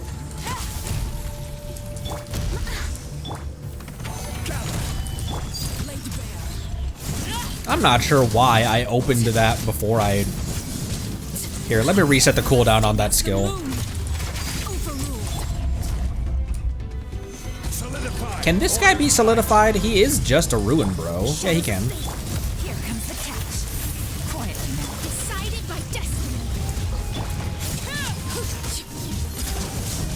Bronze Lock, capricious war beast.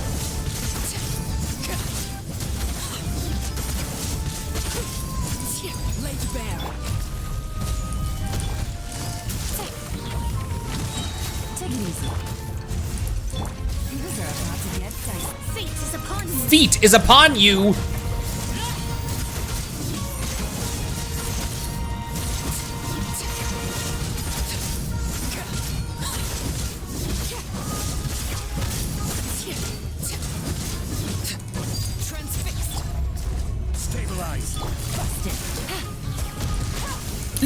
Let me scry. Okay, go ahead. You can try. If you really want to. But only if you really want to. Oh, whoops. That Mona got a single hit in. I will have order. Overruled. How about Mona doesn't continue dying right now? Game's up. Fun's over.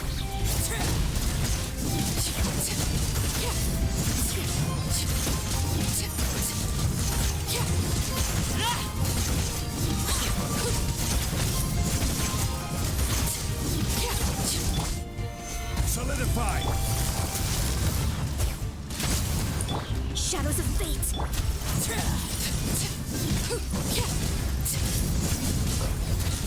Witness my rise. I kind of just wanted to see the animation, I gotta be honest. Stabilize.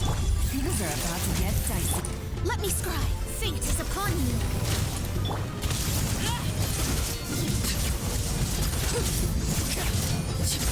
Arle is still my best DPS by far. She just doesn't have the damage ceiling that Navia and Moika have.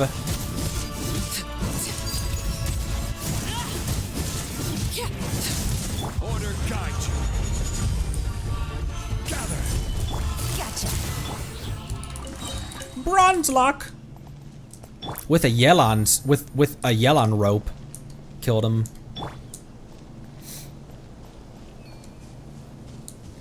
Arle is still my highest damage, is still my highest DPS, actual damage per actual second. She just doesn't have the damage ceiling, the big screenshot numbers, because she can only hit 100 plus, 100k plus with a Mona bubble, whereas Navia and Moika don't need a nuke bubble popping in order to hit 140, 150. One day, some random people in the collective of plenty decided to make a bodybuilding contest, and the result was the fall of Korea. We forgot there's actually something you get for clearing all of the Obsidian Totem local legend, which gives you lore. Oh, great. Those are easy. Good thing those are easy.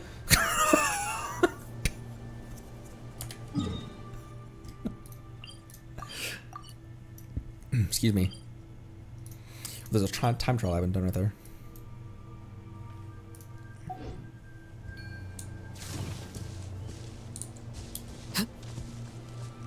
Would have missed that chest, Noritaka, thank you. What greater pleasure is there than the unexpected?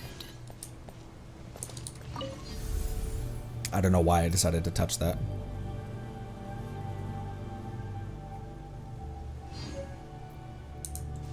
Oh, it gave me an obsidian fragment. Can I make any of those yet?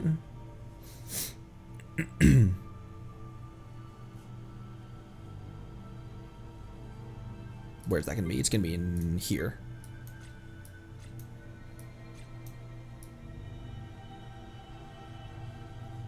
No, it's not.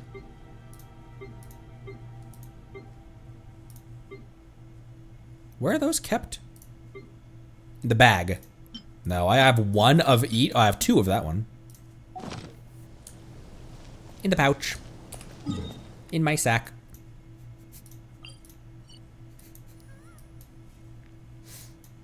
What? Don't look at me like that. Alright. I think that's gonna do it for me for right now.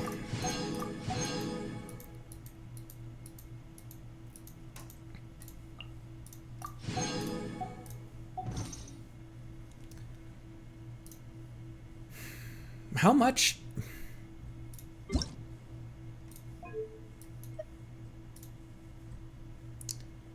I don't know.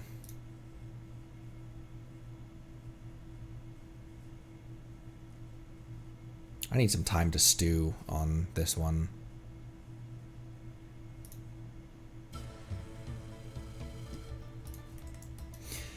Well, wonder what the next quests will bring. Oh, do I want to click on that right now? What the fuck?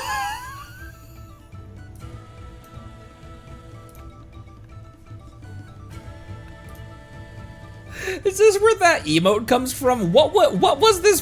What was this part of? It's official, BDW.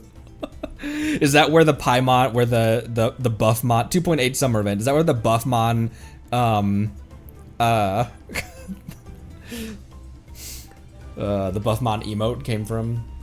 All right, that'll do it for me. Thank you all so much for stopping by. I'm going to take Saturday and Sunday as my usual off day.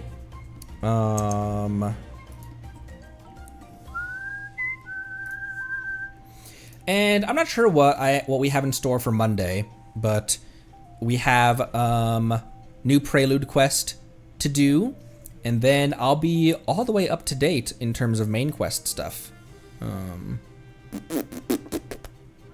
So, and then we'll have events, and we'll have some more stuff to tidy up. Clank, clank.